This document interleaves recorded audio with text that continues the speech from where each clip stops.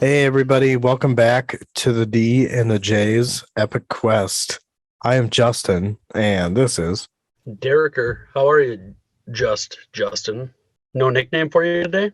oh fuck yeah. See, it's been 10 days. Justorian. This is Justorian. Yes. Speaking of Aptorian, we haven't gotten any mention of her in a while. Totally forgot about it. Yeah, it's been a bit. Yeah. Oh well. No, I've been all right. It's yeah, I don't know. It's been an interesting week. Definitely. What about you? I'm trying to think of like what's happened since we talked last. You said it was the 4th, so I think what day was that? Was that a Saturday? Yes, it was a Saturday. Your tire story was a huge hit. So I think the day after that, my sister had her baby. So she's Oh, a mother now for the congrats, first Jen. time. Yeah. Um, I'll get to see. She named her daughter Macy. I'll get to meet her in November when we go down there for her. Well, she's already married, but they're having a party or whatever. I'm sure they'll have like a little wedding ceremony or whatever, just because it was kind of a quick deal when they got like legit married. So this one will be kind of for show. I guess I don't know how to word it. But yeah, we're gonna drive down to North Carolina in November for that. So Hmm. All right. Very cool. that's about Very that's cool. about the biggest news since I think we talked last, and yeah, kind of a weird. I'm drained today. I'm so fucking tired. I was like, when you told me that your kid's stuff got canceled, I'm like, do I want to record? Because I'm really tired. And then I'm like, yes, I do. I'm excited to do this. I'm gonna wake up for this, and we're gonna do it, and then we can read again. So I feel like it's been a long time since we've been able to read. Well, right, yeah, because we finished this episode, or we finished this the previous chapter, but 2 weeks ago, and then we did Curse of the Fallen last Saturday, or not last Saturday, but the Saturday before. We were going to record Saturday or this weekend, but we just got so dang well, I don't know about you, but I just got so busy with sports. Um, right? That was see, like I don't even remember the weekend because oh Oh, and yeah, and I you're had to helping. help, I had to help, yeah, Danny's mom move, which dude, I'm surprised at some of the shit that I was lifting. Like, fuck me, man. Like the size of these things and just like how heavy they were. It was just me and Gavin and this little fucking metal dolly. So I still don't understand how I was able to move all of that stuff off of a truck and into an apartment complex. You did it though. Ugh, God, it was yeah, I was there until midnight on Oh, Sunday. oof. Sunday I was there till midnight hauling stuff. All the last of her heavy stuff from Lakeville all the way to Maple Grove, which is like Maple Grove is northern burbs, right? they're Ish. northern eastern. Yeah, northeastern So, suburbs. And Lakeville is oh, like southern suburbs. right, yeah. Yeah. So yeah, 45-minute drive and then you unload shit. And then you do it again. Yep. So, but I mean, she's moved. Hopefully everything's all situated and she's set up to go.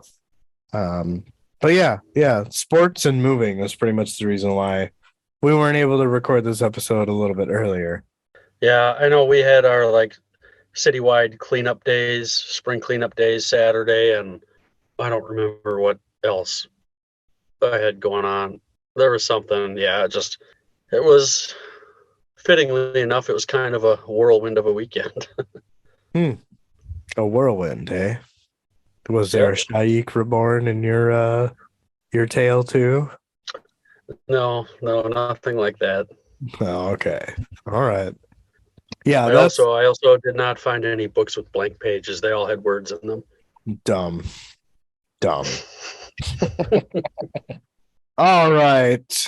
Um, I guess yeah, we could probably move on to our next section here.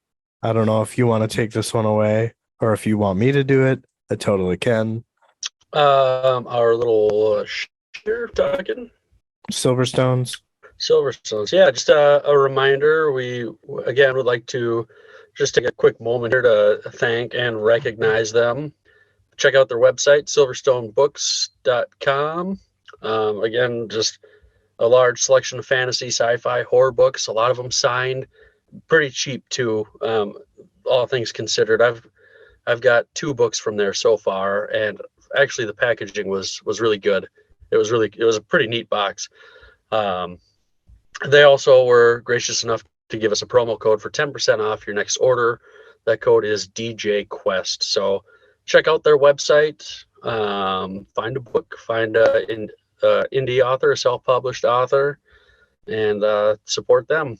I also saw today on Twitter that they are starting a blog, and they have somebody who is going to be like their inaugural person. I don't know who this is. I saw the name, and forgive me, I don't remember who it was. That I have to look, but sounds like they're a book reviewer. I don't know how big of a personality they are in that realm of things, but I'm sure it's really exciting for them. Awesome. Sweet. And on to our patrons, sorry. In order of subscription, we've got Jan, the picker of pies, Luciana, Our Lady of Fantasy, Ryan, the topological, Damien, the Rock of Faces, Nate, Fiddle Me This, Dylan, Shield Anvil Dylan, and then I'm gonna change, this is Parker's nickname. I'm gonna say Parker Fiddle instead of Parker Little. So yes, Parker Little, you are now Parker Fiddle. So we got Fiddle Me This and Fiddle. Parker Fiddle. Yep. So thank you again, all of you, for your amazing contributions. We really do appreciate it. So thanks for sticking with us and journeying on our epic quest. Absolutely. Yeah, it's a blast having you guys here. It's always fun when we get comments on our episodes and just feedback and everything else. So it's enjoyable, and glad you guys find it that way too. Yeah, and y'all don't ever feel like you're correcting us, because to us it's just a discussion about shit we don't know about. For sure. Cool. Well, I guess you want to take us into our epigraph here for chapter 19 of Deadhouse Gates. Sure. This one was maybe another like heavy metal lyric type thing. It's pretty dark. The epigraph for chapter 19. The day of pure blood was a gift of the 7. From their tombs of sand, fortune was a river. The glory a gift of the 7 that flowed yellow and crimson across the day. Dog chain, the Sorin. I think I said that right. You know, when I look at this word, I think of like the thesaurus. I get that. I can see that. So maybe there's some similarities there. But yeah, section 1 here of chapter 19 of Deadhouse Gates. Can you believe this is our 23rd episode? We're rolling almost to the end here. So we are very impatient at this point to see how this book wraps up. But first section here, so Ladan in the Loco Canal dialect was the day of pure blood. The mouth of the Vathar River gushed blood and corpses into the Dojal Hodding Sea. To the fisher folk fishing those waters, it was called the season of sharks. More than one net was cut away before a ghastly harvest of pallid and bloated bodies was pulled aboard. Horror knew no sides, and so this tale was spread from tribe to tribe and city to city. Fear was born among the natives of the 7 cities. A Malazan fleet was on its way, commanded by a woman as hard as iron. What happened at the Vathar was nothing compared to what she could unleash. Despite all this, Corbeil Dam was not finished. The trader track led its way south through the cedar forest. The deeper the depleted train went, the more ancient and uncanny it became. Duiker walked his horse, slipping on loose rocks. Alongside him was a wagon with wounded soldiers. Corporal List sat at the buckboard, using his switch to urge the oxen onwards. The losses at the Vathar were a numb series of events. In the historian's mind, over 20,000 refugees lost, with most of them being children. Less than 500 remained in the Foolish Dog clan, and the other two clans were just as badly mauled. 700 soldiers of the 7th were wounded and lost. A dozen engineers and a few marines were left. 3 noble families had been lost. This, of course, according to the Council of Nobles, was unacceptable. And last but not least, Sormoli Nath. It was a blow that had driven the Wiccans to their knees. Earlier that day, when the train was at a halt, Duiker recalls a conversation with Captain Lull. He had joined the historian to share a meal. Few words were said, as if what happened at the Vathar was taboo, even though tales of it spread like wildfire. As Lull attempted to put his meal away, the historian noticed the captain's hands trembling. Duiker looked away in shame and looked at List asleep at the buckboard. Duiker thought to himself that he could wake the man, who was likely in a prison of his own dreams, but the power for knowledge has mastered him, and cruelty comes too easy these days. Lull finished putting away his food, and then asked the historian if he had made any sense of what happened. The captain went on to explain that there must have been something in the countless tomes and scrolls the historian has read, content around how does a mortal answer for what his kind is capable of. Do we all reach a point where what we've experienced changes us inside? If we do, what does that make us? Less human or more human? Duiker was silent for a moment, simply studying the rocks that surrounded the boulder the captain was sitting on. The historian explains that all of us have their own thresholds, and that we can only take so much before we cross over into something else. It's as if the world has shifted around us, but it's only because we look at it this way. A change of perspective, but there's no intelligence to it. You see, but do not feel, or you just weep, yet you look upon your anger as if it's from somewhere else. It's not a place for answers, for every question has burned away. More human or less human, that was for Lull to decide. Lull pleaded that there must have been scholars who have written of this feeling/question. Duiker smiles at the dirt and explains that efforts have been made, but those who have crossed the threshold have few words to describe it and little motivation to explain it. As he said, there's no intelligence in it. It's a place where thoughts wander, formless and lost. Lull says that this is exactly what he is. Duiker tells Lull that they are both lost, very late in their life. But what of the children? Lull pleads that he must know the answer to this, or else he'll go mad. Duiker says, sleight of hand. Lull can be heard asking the historian what he meant. Duiker compares what Lull is feeling to sorcery. Instead, think of a trickster, like when you were a kid, the wonder and awe it left you feeling. The captain was silent for a moment and then rose. He told the historian that this was his answer. Duiker apologizes that this was all he could think of, and he was sorry if it wasn't good enough. Lull tells the historian that it is good enough, and it has to be. The historian nodded. Lull is heard asking where they can find such a thing. Duiker said, in unexpected places. Shouts arose, and the train started moving again. Duiker said that if you fight tears and smile, you'll have found one. They said their goodbyes, and Duiker watched, and Lull made his way back to his company. The possibility of that conversation returned to him just now. Thought that lingered in for a moment and then disappeared. The journey continued beneath clouds of dust, and a few remaining butterflies. Corbelow Dom continued to snip at the tail of the train, content to wait for a better moment to engage fully. Perhaps even Dom feared what the southern Vathar forest was revealing. Among the cedar trees were other trees that had been turned to stone. The petrified wood held objects that were fossilized. The trees held offerings that had long grown around them. Duiker recalled that the last time he had seen such things, a place that had been a holy place in the middle of an oasis to the north of Hisar. That place had ram's horns wrapped in the crooks of branches, and there were plenty of those here as well. They weren't the only things causing anxiety in his surroundings. Duiker thinks to himself of the Talani mass. There was no doubt in his mind that the undead creatures stare at them from all sides, their dark pits of their eyes watching the train's passage. This was a burial ground, not from what the Taland once were, but the Taland themselves. List's vision of ancient war, we see the aftermath here and now.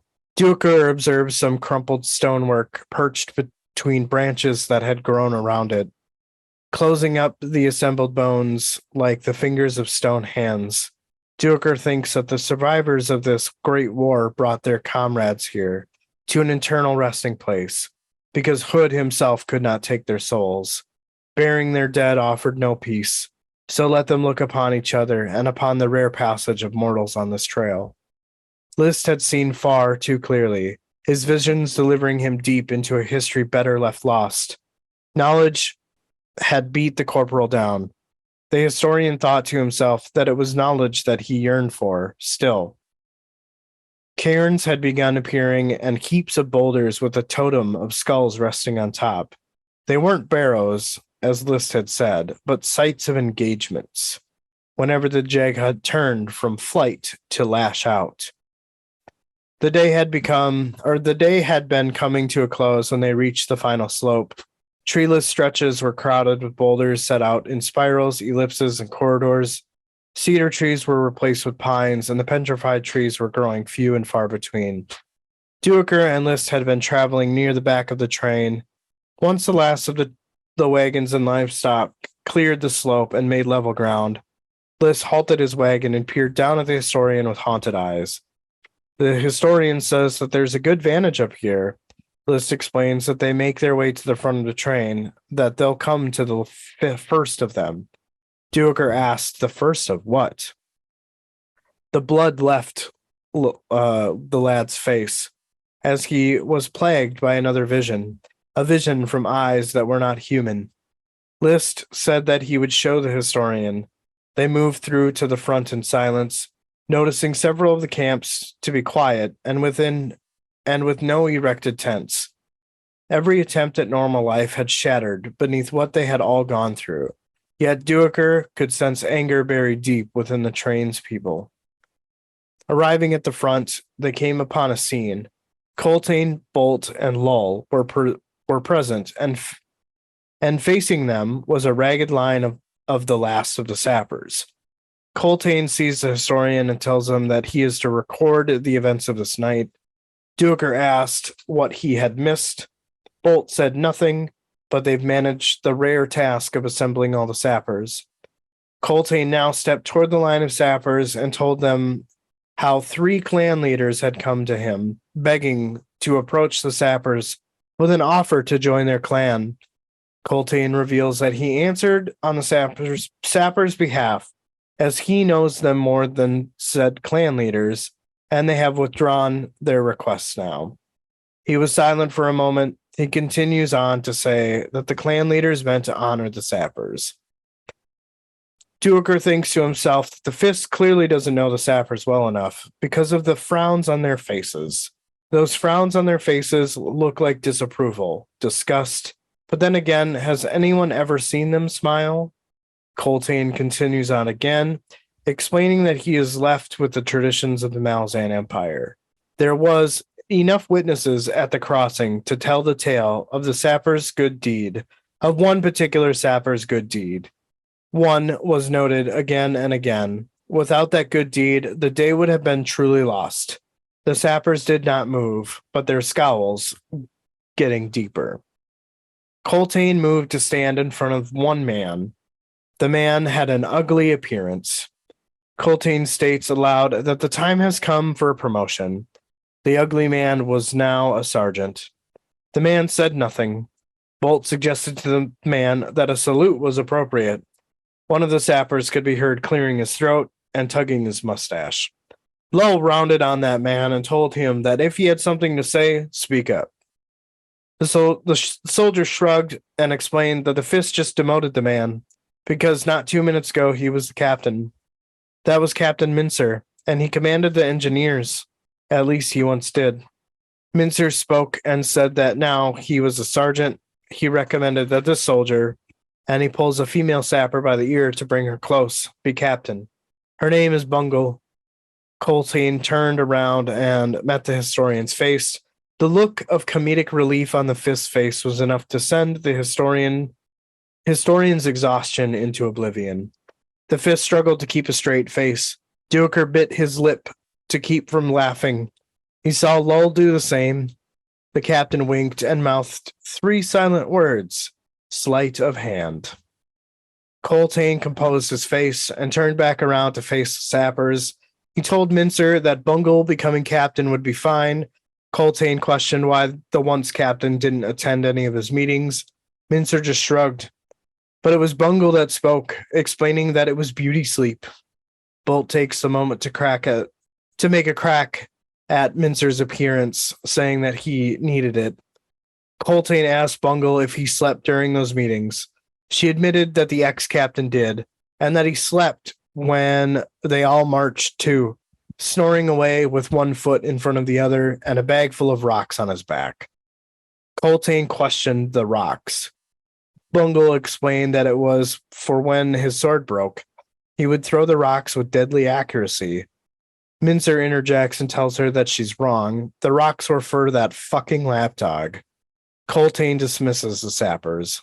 Coltane joins Bolt, Lull, and Duiker. He admits that he did not know what to do in that moment. Lull assures the Fist that he did well, and if the sappers liked the Fist before, Lull was sure they loved Coltane now. Coltane was still just baffled. He asked why they would love him when he just demoted a man for unsurpassed bravery. Lull speculates that it was because Coltane returned him to the ranks. Lull then explains that he doesn't know how to explain it. Sappers have their own way of thinking, and know that the sappers themselves even understand it. Bolt tells his nephew that he has a captain named Bungle. And do you think she'll show for your briefings now? Lull jumps in and says that there wasn't a chance that she was, and that she was probably packing her shit. Coltane shook his head and said that the sappers win and he is defeated. Duiker watched as the 3 men walked away. In his head, he thought, maybe I wasn't lying at all. Tears and smiles, so small, so absurd. The only possible answer. The historian found List and said that the corporal had something to show him. The end. Yeah, that was a pretty long section there. Yes, it was. And it was pretty informational, but just really gooey. Lots of good gooey information, right? Yeah, and I was just going to say, and it's very procedural, this section. It's not necessarily transitioning as far as location, but it's transitioning as far as location and what is inhabiting that location. It was a cool way of kind of explaining the passage of time. I will say that listening to your summary of this, there was a few things that I was confused on when I read the chapter, but just your wording on things cleared those up for me. Like what? The one that jumps out of my mind is when the people approached the sappers wanting to join them. Oh, sure. Yeah. For whatever reason, when I was reading the chapter, I thought they wanted the sappers to join their clan, to become an honorary member or something like that, I guess. I don't know. But I think it makes more sense that they saw these, oh, look at these elite, guys doing all this cool shit. I want to be one of them type thing. Fair enough. I mean, that makes sense. But, again, it's a nice phenomena when, you got 2 people reading the same words, but there's 2 different interpretations, So. Well, and especially I read this chapter a couple times, and for whatever, it just did not click in my head until you read your summary there. I feel like when I'm doing my summaries, I get the most out of that summary, which I'm almost tempted to do every summary, but that's a lot of work. But the amount of, shit you get out of summarizing a section word for word, because you look at those really weird words, and like look up the meaning of them, and you're like, oh, well, that means this, and then you can word it to where it makes sense, kind of dumbing it down, so to speak. Sometimes I need a lot of that, Justin. Oh, I do too, man. I don't fucking know every word. But I guess first thing I'll start with here is just the catastrophic loss of all of these people. Like 20,000 refugees, most of them being children, and then 500 remain from the Foolish Dog clan, and then the other two clans, the Wiccan and what's the other one? The Wiccan and the Crow clan, and what else? It's Foolish Dog, Crow clan. Oh, the sappers. No, there's another clan. I don't know. Whatever. You think we would know this shit? Like we're reading the books. It's all good. We'll figure it out. Yeah, but that is pretty terrible losses. I mean, that's a huge number. I mean, you're wiping out a lot of people there. Yeah. I know this is like really dark, but does it kind of give it away that you're reaching the end? Like I kind of feel like with that amount of loss, like the train itself is probably coming to an end. Well, I don't know, because there's parts where it talks about how I feel like their numbers are being replenished a little bit with like refugees as they go, because there's people fleeing these villages, like joining up with them. So yeah, you probably didn't gain 20,000 to replace the 20,000 that were killed, but it sounds like it almost feels like there's a constant trickle of people coming in. Gotcha. That's kind of how I feel a little bit anyways. Yeah, but none of these people trickling in are soldiers. No, they're not. You're right. So, okay. Well, all right. I just get this like really weird feeling that like things are slimming down, and that's because they're an end, So, yeah. I mean, keeping on your darkness comment, I mean, how about just like those first few sentences? All these bodies flowing into the sea from the river. I don't remember if you had it in there, but I think in the book it said like it took a week to clear the bodies out of the river. Yeah, it's I mean, yeah, you're right. I probably should have made a note of that, and just how cool of like a headcanon that is. Like you could just visualize that. Season of the Sharks, like god damn. The comparison that comes to my mind is I think about like D-Day, and obviously they're not crossing a river, but just all those troops storming the beaches, going to hell. Like, I mean, I can't even imagine and like think about that. And then the people that came in, a day after or however many hours after, I mean, there had to have been just bodies everywhere, from both sides. Like, I feel like it'd be indescribable. And then we get this, that's the only thing I can put in my head to like compare it to give myself a visual, as dark as that is. That is really dark. Just, I think the biggest thing that hits me is like the bodies, just the image of bodies floating in the water, kind just of like coming out of this river. Yeah. I guess I just go back to like Titanic and just all the shots of the dead bodies in the water, just all bloated and frozen. And yeah. Didn't mean to hijack your stuff, but that was one thing that stuck out to me on this section, was just like, I don't know, like, yeah, I mean, certainly not all 20,000 of those people flowed down the river. There's some in the forest and on the banks and stuff, but yeah, well, I mean, yeah, it's not anything that like you hijacked. This is our episode. This is our show. Just because I had to summarize the section doesn't mean it's mine. It's cool that you're actually bringing this up, because this isn't something that I intended to put much detail into.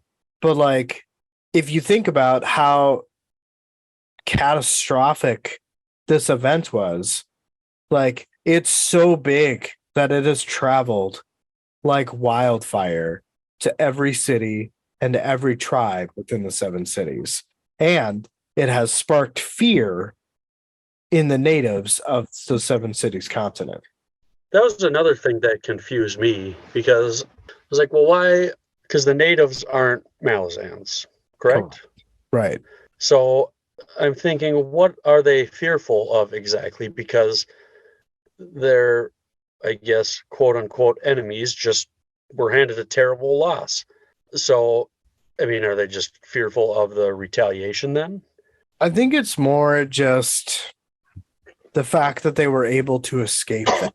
Like, if you think about it, you know, if this story is told in as much detail as we are aware of, how they escaped that, I would be pretty like scared as shit too, you know, or how they got away.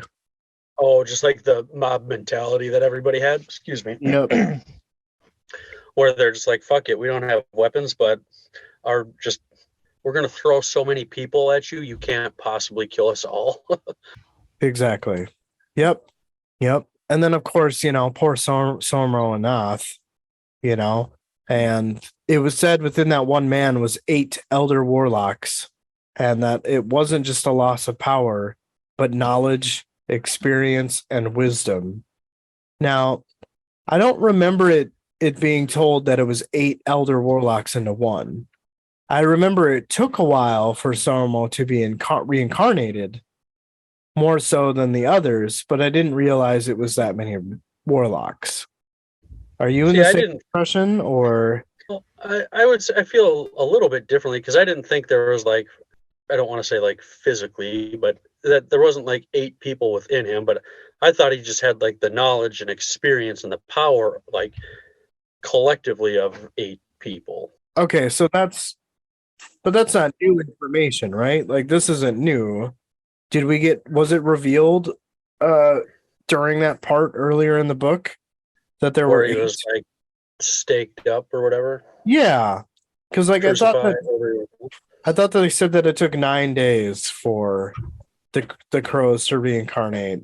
It's something like, yeah, I don't remember the number of days, but it was multiple crows to take a soul or whatever they did. Yeah, But the knowledge of 8 warlocks is new, right? Like this hasn't been mentioned before. might have been a different number. I guess I don't remember the number specifically. Maybe I just missed it. I can't help you there. I'm sorry. No, it's okay. So another thing that I was like, I guess curious about is when Lol or like Duiker has this like recollection of a conversation that he has with Lol, and Duiker like studies the rock that surrounded a boulder that the captain was sitting on, and I'm wondering if Duiker is now realizing that Lol is sitting on some type of cairn or barrel. It's interesting that this is what he observes while seeking an answer to Lol's question. He seems to. I guess I don't remember if he was sitting on a cairn or barrel, or nothing jumped out at me about that anyways. Not to say that it could have been, but I just didn't pick it up. You know what? I don't know what I was trying to ask there. Because like I have I'm an idiot. Okay, fair enough. Okay, so yeah. You know, in that moment where Lol and Duiker were talking, Lol asks this like fucking bomb of a question, right? Like, does what we experience change us inside? If we do, what does that make us? Are we less human or are we more human?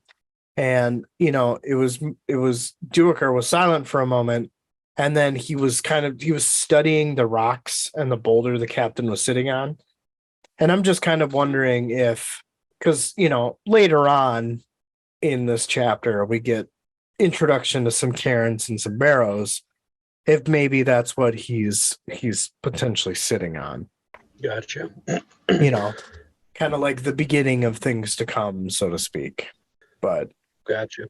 Well, what did you think about his question? Because that was pretty deep stuff. Like, I mean, he's pretty detailed in his, I guess, description of, you know, the horrors and hell that a soldier goes through. like obviously like I guess again living in like the modern times and day and age that we live in, you know, like with a war, a lot of the times what do? I mean, you just drop a bomb. Like they weren't doing that. They're out there stabbing each other for the most part, right? Right. Running somebody down with a horse. And all I can think is that has to take a toll on you. I mean, even if it's in just a fight for survival, to have to do that would be terrible. But then I don't see any way how, if somebody asked you, did that make you less or more human? I don't know how you could answer that it makes you more human. I mean, I'm not some like hippy dippy type person, and not to, I guess, put down people that are like, but I feel like if even in that situation, if you had to kill, like it's going to take away a part of you. I don't know how it couldn't. It's obviously going to change you. And if you get to the point where you've just killed so much, you're just numb to it. Like, how human are you then in that case? To me, there's only one answer in that question. I think undoubtedly it makes you less human. I don't know how you feel, but that's how I feel. Well, I think Duiker here is, and I really love his answer. I think what he's doing is that it's a change of perspective, and he says that there's no intelligence to it. You see but do not feel, or you weep yet you look upon your anger as if it's from somewhere else. It's not a place for answers, for every question is burned away, more human or less human. That is for Lull to decide. And I think what he's saying is, to your exact point here, is that it depends upon your perspective, right? Like if you just, as you said, just whatever, I enjoy killing, does that make you more or less human? Well, I think most people would agree that it makes you less human.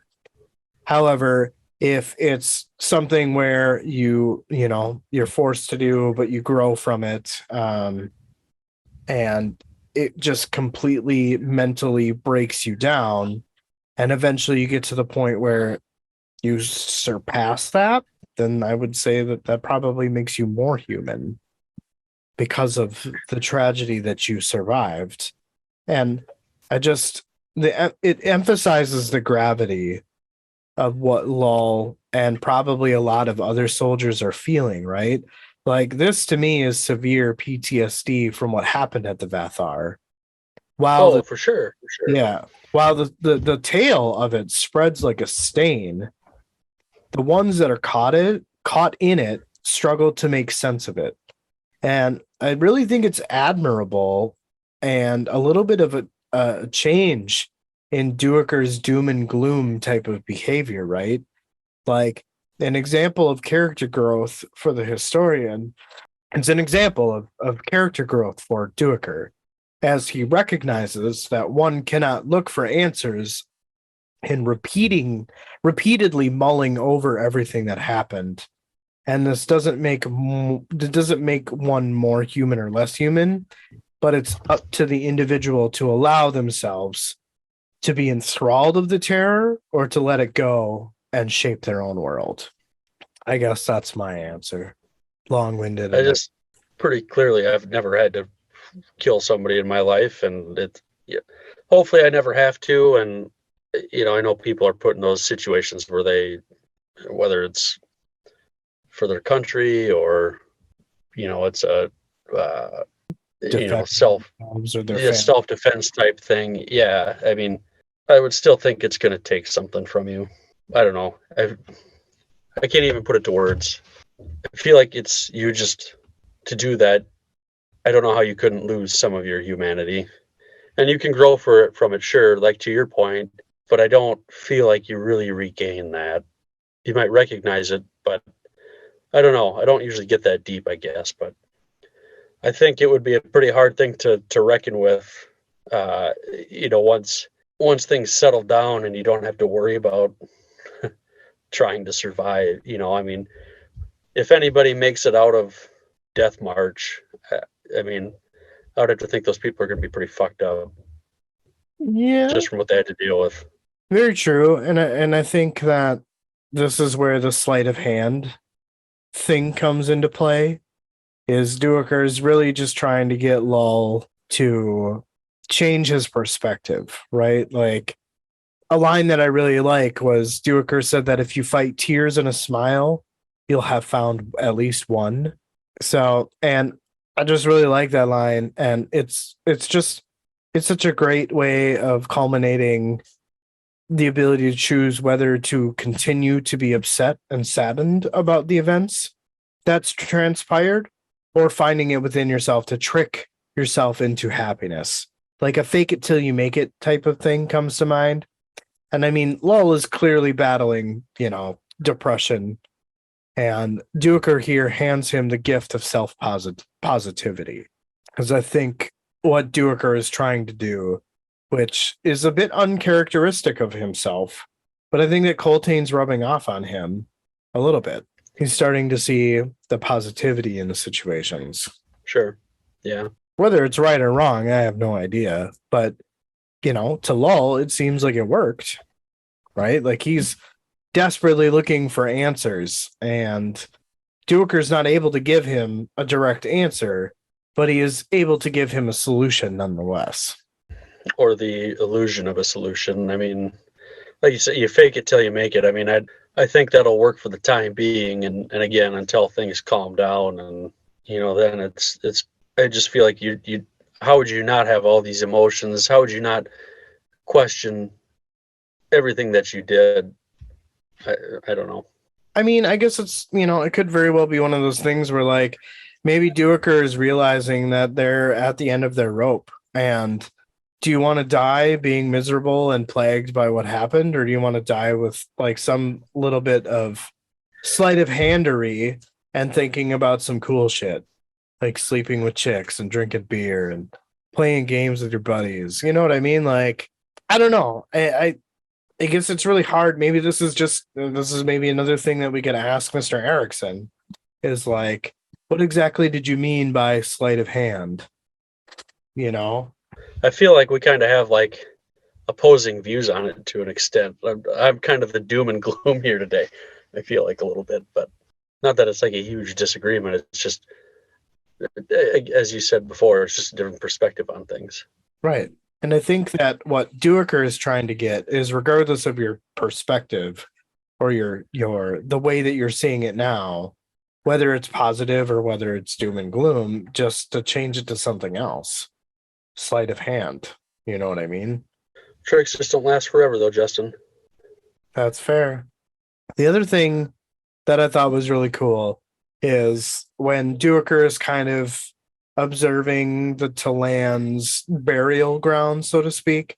If I'm understanding the way things are like described correctly, the Talan built above ground tombs. I forget what they're called, but those like it's not a monastery, but like those, those big buildings in the middle of cemeteries, that house the actual tombs. I forget what they're called.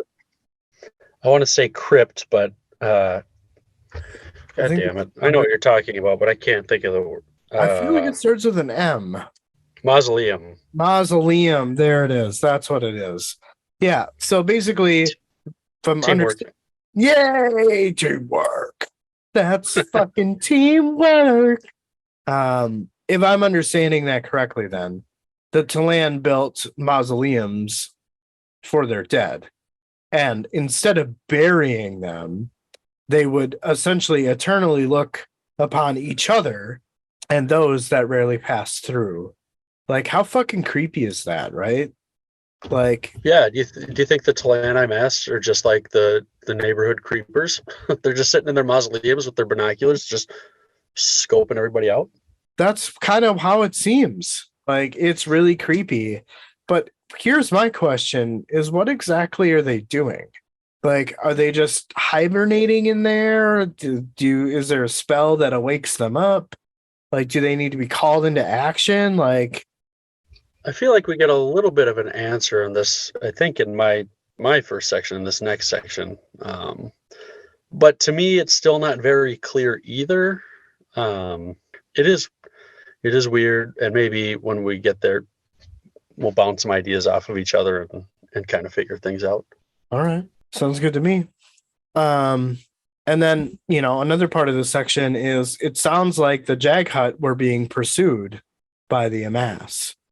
And I'm guessing that this ancient war was between the Amass and the Jag Hut. I don't think anyone would disagree there. But it sounds Right. like the Amass are the aggressors, right? I would think so. Or it's just, I mean, the Jag Hut just had a really different style of fighting, I guess. I don't know. But yeah, it seems like the Jag Hut were more on the defensive side of things. I guess I've always had it in my head canon that the Jag Hut were the aggressors. And I think a lot of that has to do with Reyes and how just brutal he was. Sure. Yeah, I get that. Well, you remember back in our Chain of Dogs wrap up, Mr. Jan, the picker of pies, asked if we would ever meet the captain of the sappers. Yeah, we sure did. I didn't think we were gonna. I did. I thought we would meet him eventually. I mean, he had to show, but yeah, I thought it was I don't know. I guess it was nice to finally meet the captain. I don't really understand the whole why he needed to hide though. It sounds like he just was like, he's the sense I get, he's his rank as a captain, but I don't get the sense that he sees himself as a captain. He's just another grunt. And Another old, yeah. Right or wrong, I don't know. That was just kind of how I felt about it. Maybe that's, I mean, no, that actually makes a lot of sense. And I don't know why that eludes me or why that eluded me so much. I mean, but that would also explain why he wouldn't show up for like the meetings, right? Is because he didn't feel like he was important enough, right? I mean, maybe he knew he was, but he just, it's one of the, maybe he just didn't want to, I guess, look like that to his comrades, I guess. Gotcha. Okay. All right. Well, I mean, that makes sense. So we got Bungle and we got Mincer. Bungle is now the new captain, and Mincer was demoted from captain for doing a good job. Right. And he can't be any happier from what I'm understanding about it. Right. Yeah. Now he absolutely has no reason to go to these meetings. Right. Yeah. And his excuse, according to Bungle, was because he was sleeping. So. Anything else you got there? No, that was pretty much it. It definitely felt a little all over the place. And at first read through, it was a little rough for me, but going back and rereading it and then summarizing it definitely helped kind of transition things for me. At least as far as getting a better picture. So I really like this section. I'm really, really interested in the whole Jag Hut to land thing, which I know we get a little bit more of, but there's definitely some mystery there. For sure. I think I like the section a lot as well. And I think for me, just talking to you about it helped me understand it quite a bit more from just reading it on my own. So Sweet. Glad I'm able to have this conversation with you. Yeah, me too, man. Well, I guess, are you ready for your long section here? Yeah, it's almost as long as yours. Yes, it is. Another chapter where you kind of got beaten over the head here a little bit. This is why I want to take the evens in Memories of Ice. It's probably going to reverse when we get there. I guess it is what it is. Right. All right. Section 2. They came to a ruined tower before the outermost pickets. A group of Wiccans had taken over part of the ringed floor, scattering supplies here and there, while a one-armed attendant slept. He was only a boy, after all. List laid a hand on one of the foundation stones and said it was Jag Hut, and gave it a slap, saying they could fit so many Jag Hut in this bad boy. Actually, they lived alone. No villages, no cities, just remote and alone. Duiker guessed they liked their privacy, and List told him they feared each other as much as they feared the Talanimus. He asked how old. List wasn't sure. 100? 200? Maybe 300? Duiker said, not years. No, List answered, millennia. Duiker asked if this was where they lived. List told him here, from the first tower, then pushed back again and again, to the final stand, The last tower in the heart of the plain beyond the forest. Duiker could only repeat, pushed back. List told him the sieges lasted centuries. The death toll for the Talant Imus was immense. List hesitated and shook his head, saying Jagat possessed a unique bond. When the mother was in trouble, the children returned to fight the battle. Then the father, and things escalated. Looking around, Duiker said she must have been special and asked if she was his guide. Liz said no, it was her mate. Something made Duiker turn at that moment. He struggled to comprehend what he saw. A column. No, a spear of gold rising. List was hardly able to ask what it was. Duiker could only respond, Shaik. God, that fucking section took forever, man. I know. I think what I was thinking of, I think must be my next section then, because I do feel like we get a little bit of explanation for the mausoleums or cairns or whatever, but I thought it was here, but it's not. Yeah. Well, I mean, the one thing that we can really kind of pick out is the Jaghut lived in fear of each other just as much as they, if not more, than the Talani Mass themselves, right? So, which is a little weird, don't you think they would like unite? Right. So it just kind of seems like the Talan have to overtake, one little family at a time. And it sounds like they lost a lot of fucking people doing it. Mm-hmm. Yep. Family after family after family.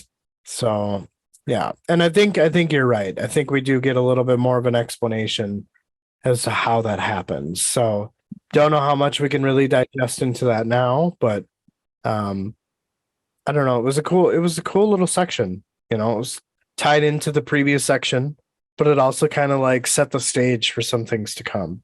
Yeah, I can just visualize this sphere of light shooting into the sky. I feel like they must be a ways away from it, but it's still, like you see this column going up. It would be a pretty impressive sight. And then he's like, oh shit, I know what this is. Shaik. Oh no, I was thinking Justin getting a pie in the face. Well, I think that's already happened. I feel like I admitted my defeat in the previous episode, no? You might have. I want to gloat in my victory a little bit. All right, fine. Go ahead and gloat. Well, I guess the other thing that I thought was cool in here was just the whole, like, Duiker said not in years, and List was like, nope, millennia. So yeah, it's a long freaking time. What, millennium is 1,000 years, right? I don't know. Actually, I was just gonna ask. I feel like it's 1,000 years, right? How long? I feel like we should know this. Millennium, 1,000 years. Yeah, you're right. So but that barely touches Icarium. Right. Which is what, 95 years or 95 million years or whatever? Like 90,000 years. Long time. It's probably just going through puberty. Oh, gross. All right. He was just an angry youth lashing out. Right. Maybe he got caught or doing something. With stock or what? Yeah, maybe. Oh boy. Maybe somebody should stop us. Yeah, I'm not gonna say what I was thinking. I mean, I'll be nice. Anyway, I guess, are you ready to move on? I am ready. We spent a lot of time there, so yeah, we better let you take on. Yeah. I don't know if we were quite thorough, but we'll move on. Right. Kalam sat in his cabin. He was overwhelmed with the sound of the waves and the wind. Rag Stopper shuddered with every crash of the seas. Somewhere behind the boat was a fast trader who battled the same storm as they were. The fast trader had been announced by the lookout just minutes before the strangely green cloud rolled over them. The boat's presence tugged at Kalam's mind. He wondered if it was the same fast trader they had seen before, the one just outside of Falari. Was it a simple answer? This didn't answer the other details that plagued the assassin's mind. The blurred passages of time, the hourglass, the dwindles of stores of food, and the captain's tortured hints that something horribly was astray on the ship. Plus, that fast trader should have passed them by now. Kalam's thoughts moved to that of Salkilan, who stinks of a mage. A sorcerer being able to twist the minds of crewmen on board was impossible. That can only be the work of a high mage.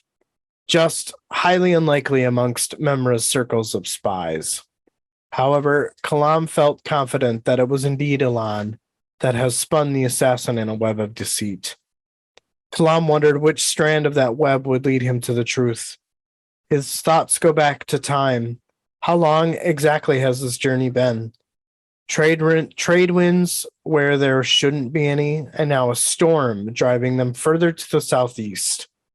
A storm that shouldn't exist because it didn't follow the laws of the ocean, but rather came from the Falari Isles, which was in its dry season. He wonders who is playing here and what role does Salk play in this game. Growling, he got up and grabbed his satchel from a hook on the wall and made his way to the door. The hold had no one in it. He grabbed a chest and moved it closer to him. He pulled out a misshapen lump from his satchel and placed it on top of the chest. It did not roll. He pulled out his knife and used the pommel to smash the lump to pieces. A gust of hot, dry air washed over him. He called for Quick Ben. He said that now was the time. He did not get a response, and all he heard was the wind and waves battering the ship. He thought to himself that he was starting to hate mages. He called for Quick Ben again. The air began to waver, like streams of heat from a desert floor. Quick Ben is heard asking Kalam if he had any idea how long it's been since the mage slept. It's all gone to Hood's shithole over here.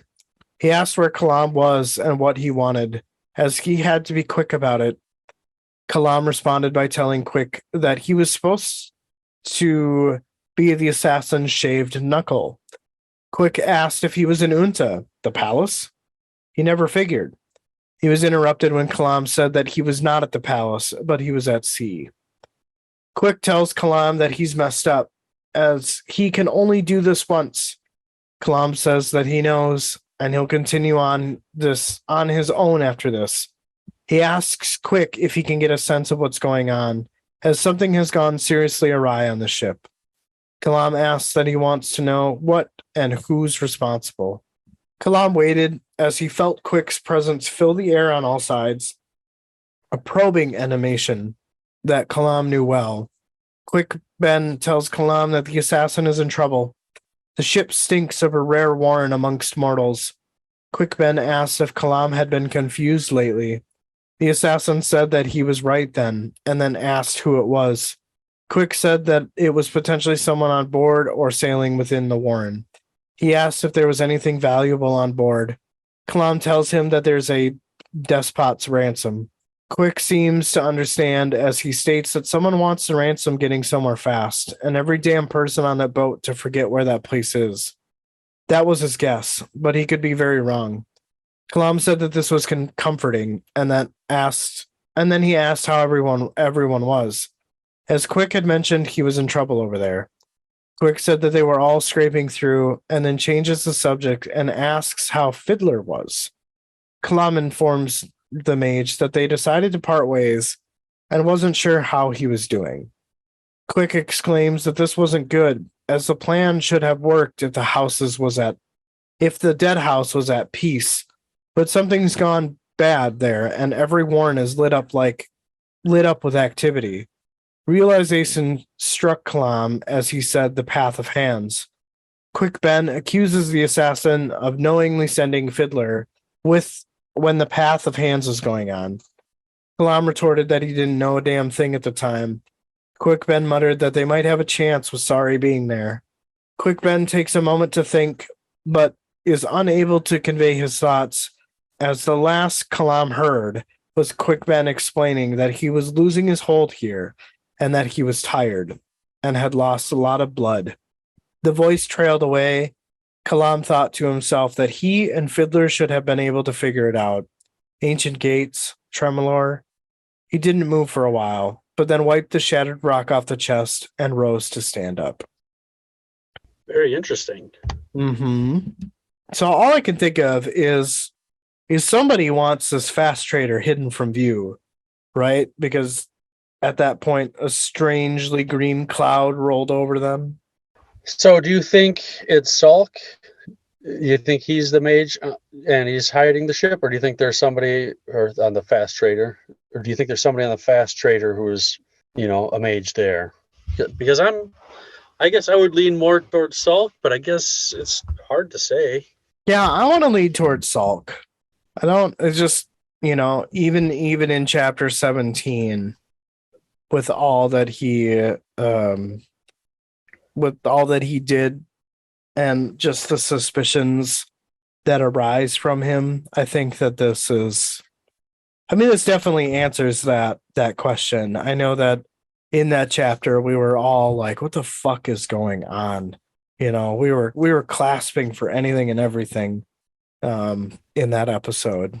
But I think it's Salk. I think that it is. And I know that Kalam even has a bit of some questioning his own thoughts, because what makes him think that it wouldn't be Salk is that for someone to be that high up a mage within Mebra's circles of spies would be something that wouldn't happen. As in, Mebra doesn't know that many cool people, type of thing. Gotcha. But it's just funny. It's kind of it's really interesting to give Kalam that sense of doubt, because that also gives you, the reader, a sense of doubt as well. Yeah, I don't know. This whole thing is just it seems kind of confusing. Not confusing like what's going on. It's just more like, okay, well, like, why is it going? Right? Why is it going on, and like who's doing this? Because now I feel like I question everything, because I feel like I had my shirt pulled over my face and I got sucker punched with Absolar and the Fellison switch for Shaik. Yep. So now you're just like, you're constantly like ducking and dodging. Dip, dodge, duck, dive, dodge. I knew you were going to say it. I knew you were going to do it. We went almost an entire book without saying it. I hope I fucking nailed that too. I don't know if I did or not. I don't know if you did. You might have I think I did okay. I'm going to give myself enough credit on that to think I did okay. Fair enough. So, okay. Hear me out. When Kalam, breaks the stone, and clearly this is a way of communicating with Quick Ben. Right. This is so when it says like streams of heat from a desert floor started to waver, or the air began to waver like streams of heat from a desert floor. This is the second heat related thing we see when Kalam tries to make contact with Quick Ben. What was the first? The first one is a gust of hot, dry air washed over him. So like at first when he breaks it, there's a gust of hot, dry air, and then Kalam doesn't respond at first. And then when Quick Ben does respond, the air begins to waver like streams of heat from a desert floor. Is it possible that Quick is acting as Poost from inside Tremolor while Kalam and him talk? Not buying it. Buying it? Sell. Yeah, well, because he says he's lost a lot of blood, and we haven't seen Poost get injured at all. That we know of. I'm going to be so pissed if you turn out right on that. That Quick Ben is Poost this whole time. Yeah. I'm not. I don't think so. I mean, I'm not confident at all in this. But you see the similarities, right? I mean, get Genebacchus where they're supposed to be. From what I remember, it is not supposed to be hot or dry, right? Like the Rivi Plain was more like a woody forest type of, right? Or like a grassland. I mean, I guess we probably don't know the continent enough. There could be a desert on there. I don't know. I'm trying to pull up a map here quick. Don't spoil anything. You know what I always get pissed off about with like fantasy books, especially when we get maps, is like I like looking at the maps, and then you never get to go everywhere. Oh Like yeah. I want to see all these places. Yeah, I don't know. I mean, there's a place called the Treeless Blight on the southern part of the continent. I don't know. I think it's interesting. Like, oh, what if Quick is I mean, it hasn't been revealed yet, but what if Quick is the other thing that happens in this section? What's the other thing that happens? Uh, I'm not sure I know what you're talking about. creature we haven't seen in a while. Aptorian? No. Moe? Yes. Or one of the hounds. Like, what if Quick Ben is a hound or Moby? I don't know. I feel like Quick Ben's Quick Ben, and he probably got in a fight. He's injured, bleeding out. But how do you explain the heat? I feel like it's just Clem's he's on the boat though, isn't he? I don't know. Yeah, he's on a I don't boat. know. You're like 100% no Quick Ben in Seven Cities. Do you think there's Quick no Ben. possibility? I do not think so, no. Okay. No, I don't know if I'm confident enough to take a bet, but I feel like in some way, shape, or form he is. And that's why he seems like really preoccupied. Like his whole conversation with Quick and Kalam just seems rushed. I think he's busy fighting the Panny and Doman. Maybe. Or he's assisting Gracchus. I don't think so. You know what, Justin? Because I've had, between my two beers, I combined, I'm at about 17% alcohol between two beers. I'm feeling a little spicy. I'll take that bet. You're going to take that bet? Hell yes. You think that he's not? He is not. I don't know if I feel spicy enough for a third one. That's fine. You don't have to. You can just, I'm right. You don't need to take another pie. But if you're wrong, you take a pie? Oh, wow. You are spicy today. All right. This is a win-win. This is a win-win for you. All right. I'll take a win-win. So I guess if we find out some point in this book, or I would imagine in the next book. All right. Sounds good. There. A long-winded pie in the face. All right. All right. Well, cool. Well, what else you got here for this section? Despot's ransom. And I think it's interesting that it's phrased this way because a despot is a ruler or other person that has absolute power, someone that usually expresses that power in a cruel way. And ransom, well, is a consideration paid or demanded for the release of someone or something from captivity. So is like this referring to Ormqual then? I mean, we don't really get a sense of how much he ruled, but we know that he's fleeing. But then how is that a ransom? Yeah, like I guess I don't know. Like, how is there a cruel person's ransom on board? Well, he's abandoning the city. I mean, that could be kind of cruel. Yeah, I don't know. They felt like things that would be contradictory of each other, like a despot's ransom. I don't know. I don't know why I'm so hung up on it. I just am. It's all right. But also, here's another thing that brings me back to like Poost and Quick. Is Quick was like, something's bad there, and every warren is lit up with activity. So how could Quick know that if he's not on the Seven Cities?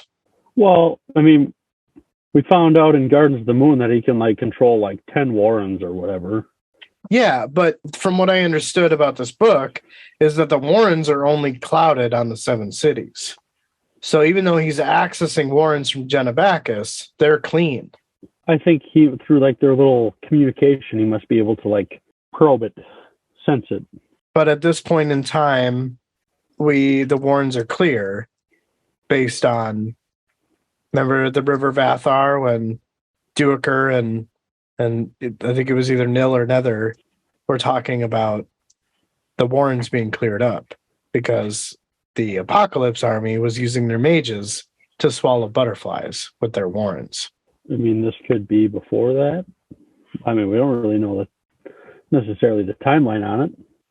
just because this happened after doesn't mean this couldn't be going on at like the same time or just slightly before. Fair enough. All right. Okay. It's a win-win for me. Poking holes in your plots. Yeah, but according to, I don't know if you've read our newest, our Patreon comment, but Nathan was saying that Erickson doesn't really care too much about timelines. Did you read that? That's perfect for me. Did you read that though? I think I read it quickly. I don't know if I don't know if I read the whole thing, but I did see the email pop up for the comment, and I just kind of looked at what the email said. So I don't know if I read the whole comment, but I feel like that only helps my case, Justin. What are you talking about? He doesn't care about timelines. So exactly. Did you catch the thing about Burns' sleep? Yes. Yeah. Bullshit. I thought that was funny. Okay, well, I think this is a nil or nether moment. Cool. All right. Well, I mean, I guess it doesn't hurt me to be wrong, so whatever.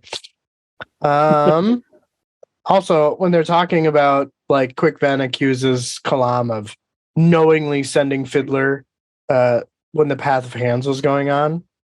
And this was slightly confusing when I read it because I thought it was a conversation or a realization that the Path of Hands was happening at Tremolor, but there's no way in hell they could know that the Path of Hands was cooked.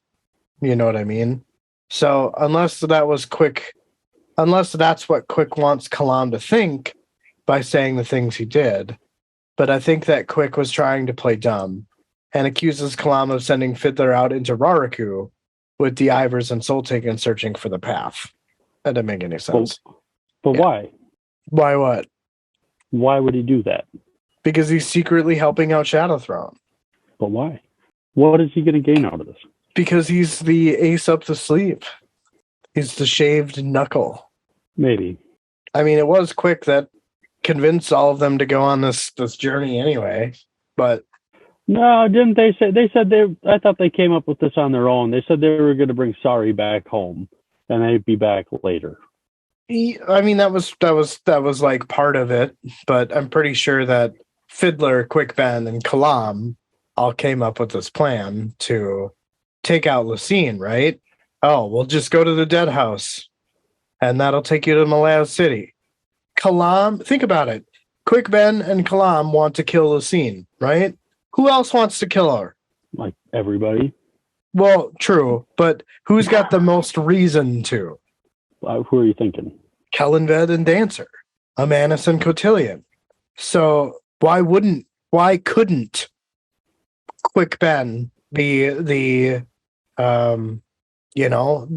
common denominator between the two groups? They're bridge burners, right? They were trusted guards for Kellenved's reign, right? So Lucene essentially in the first book has this, well, Taishran really has this, plan to ostracize the quick burners, right? Like, let's kill everybody from the old guard. So Kellenved and Dancer, maybe they have a special affinity for the bridge burners and they take pity on them and like to help. Like, remember when the Aptorians spoke with the Shadowthrone god? How there seemed to be some nonchalance about whatever Kalam was doing? I don't know, ma'am. Seems awfully convoluted to me. Yeah, you're right. And that's because it's probably something we're not supposed to have an answer for.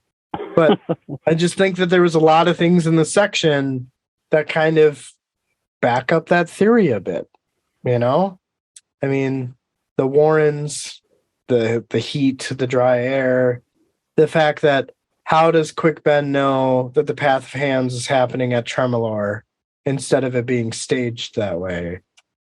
You know what I mean? I guess I don't have an answer. All right, so you're stumped. For the moment. All right, man. Well, I mean, that's really all I had. It was cool to get Quick Ben mentioned in this episode, I guess. It's been a minute since we've seen him, and having a little bit of dialogue between the two was just, it was nice. You know, I enjoy Quick Ben as a character, so it was cool to I bring agree. him. It was good that, yeah. And then sounds like things are going to hell back on Genebacchus. So Right. I And imagine I have, we'll find out more about that in the next book. right. And I hope that, I'm sure that's something that will happen, you know, is we'll get a perspective of that, because from what I understand is that these two books do kind of happen congruently. So, Right. but yeah, what's up? Oh, my little fucking yellow triangle. Apparently the browser's well, it says it's allowing it. What the fuck? All right. Well, are we ready for my quick little section here? Yeah, I didn't have anything else for that section. All right. The captain was awake, and Salk Elon was keeping him company. He gave Kalam a grin as he entered. Salk said they were just talking about him and how he gets set in his ways. You wonder how he'd take the news. Kalam said he'd take the bait. What news was he talking about? Salk said it was the storm. They'd been blown off course. A long way off course. Kalam asked what that meant, and he was told that they'd be making a call to a different port. Kalam said, not Unta. Salk told him eventually. Kalam looked at the captain, who looked annoyed. He conjured up a mental map in his mind and sighed, saying Malaz City. Salk said he had never seen that shithole in person before and trusted that Kalam would show him the good spots. Kalam told him he could count on it. That's ominous, isn't it? It is. Really, the only thing I kind of got from that was, like, I thought it was impressive that Kalam, just based on his mental map, could figure out roughly where they're at after being told they'd blown off course. Like, how do you know how far you went? It's not like you've got any, like, landmarks in the ocean to kind of guess at, you know? True.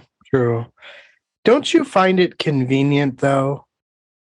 Just a little convenient that Kalam blows this, like, misshapen stone to communicate with Quick Ben for, what, 2 minutes? Because the plan, from what I recall, is that once they got to Unta, he would use the stone to go directly to, like, the palace or whatever, right? To take out the scene. Right? Like, once they were in Unta, they would use the stone to get to the palace in Malaz City, right? Or is Lucine in Unta? I mean, who knows where she's at now? If she were smart, she'd say she's in one place while actually being in another, don't you think? Yeah. I guess I forget exactly what. Maybe it was they were supposed to use it, what they were into. Once they were in Unta, it would get him into the palace in Unta. I don't remember that specifically, but I just think it's interesting that, you know, they're conveniently headed for Malaz City. Conveniently. Right. I had a thought the other day. Do you think by chance that Salk Elon is Pearl? Because it just seems like he conveniently goes away, and then all of a sudden this new character shows up, you know, and it's not like they weren't in the same area in Aaron, right? I don't think so. I don't know. I'm gonna go with no. All right. How much Mission Impossible shit do you want here with people wearing different masks, Justin? I don't know. I just there's a lot of gooey stuff in this episode, in this chapter, and this is definitely one of them. Like, where is this going? There's just, again, there's so many questions, and we don't have any answers to them. No, we don't. It's just like, where the fuck is this going? Damn it! You know, I gotta know. I have to know, but maybe I just need some sleight of hand. Fight your tears and smile. Mm-hmm. Right. Exactly. It didn't sound like tears. I don't know what that sounded like. That was fighting tears. I don't think so. Okay, man. All right. Sounds good. clearly tried. I couldn't see you, so I don't know. Anyways, if you want to go ahead and take your next section, I think might be appropriate to move on. Yeah, probably. They had stopped to rest. They were used to the cries and screams rising from the other paths of the maze. Mappo lowered Icarium down and knelt beside him. Tremolor's desire for the jag was almost tangible. Mappo thinks to himself about how the Nameless Ones have guided him here, delivering Icarium to Tremolor like a goat to a hill god. Icarium's blood wouldn't soil the Nameless One's hands, but rather stain Mappo's. Mappo struggled to recall his destroyed town, his birthplace. Doubt had replaced his certainty, as he no longer believed his own memories. Mappo thought that he was foolish, as Icarium has taken countless lives. Whatever the truth behind his own town's death, he clenched his hands, and his thoughts take him to his tribe, the Shoulder Women, and how they would not betray him. How much truth was in Icarium's dream? The jag remembers nothing real.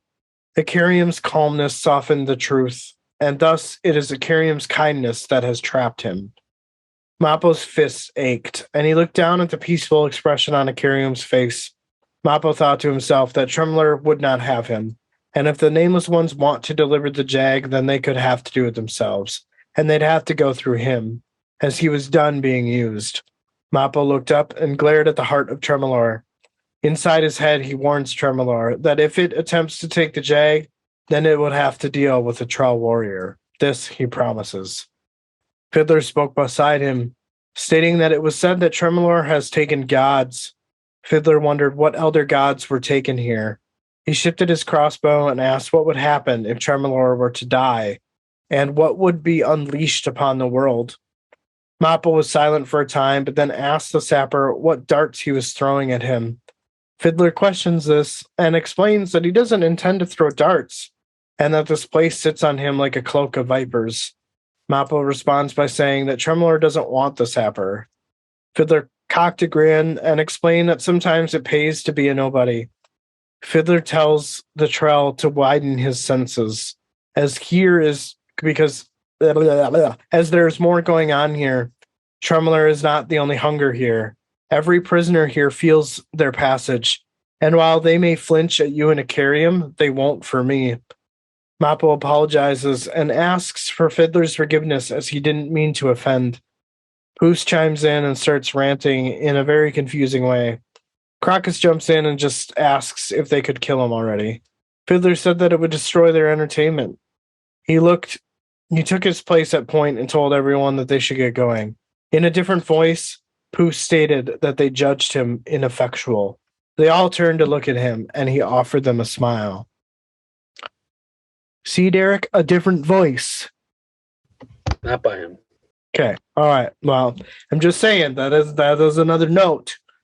That's another note as to there's something up with Poos. Something up with him. Yeah, he's just a fucking psychopath. He's fucking hilarious, though. I love him.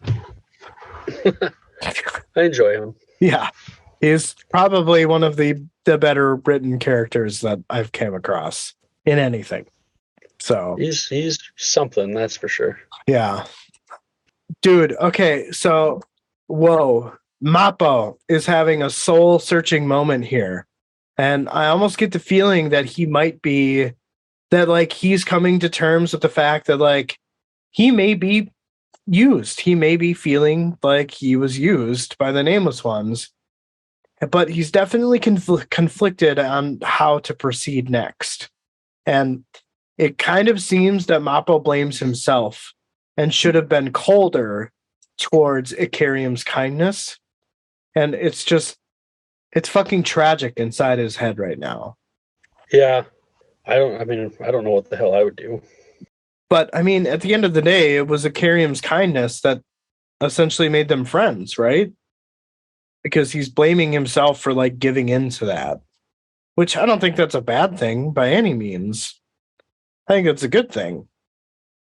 I just think that Mappo is conflicted between what he was told to do and how he's feeling about who it is he has to do it to.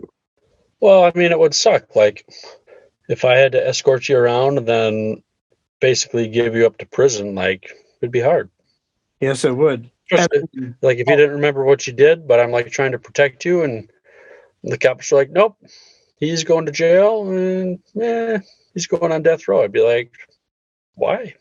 The fuck he is. Right. Makes sense. I would be upset too. I would be mentally conflicted. I'm like, especially if like you didn't remember what you did. Yeah, I feel like that would be pretty easy. Yeah.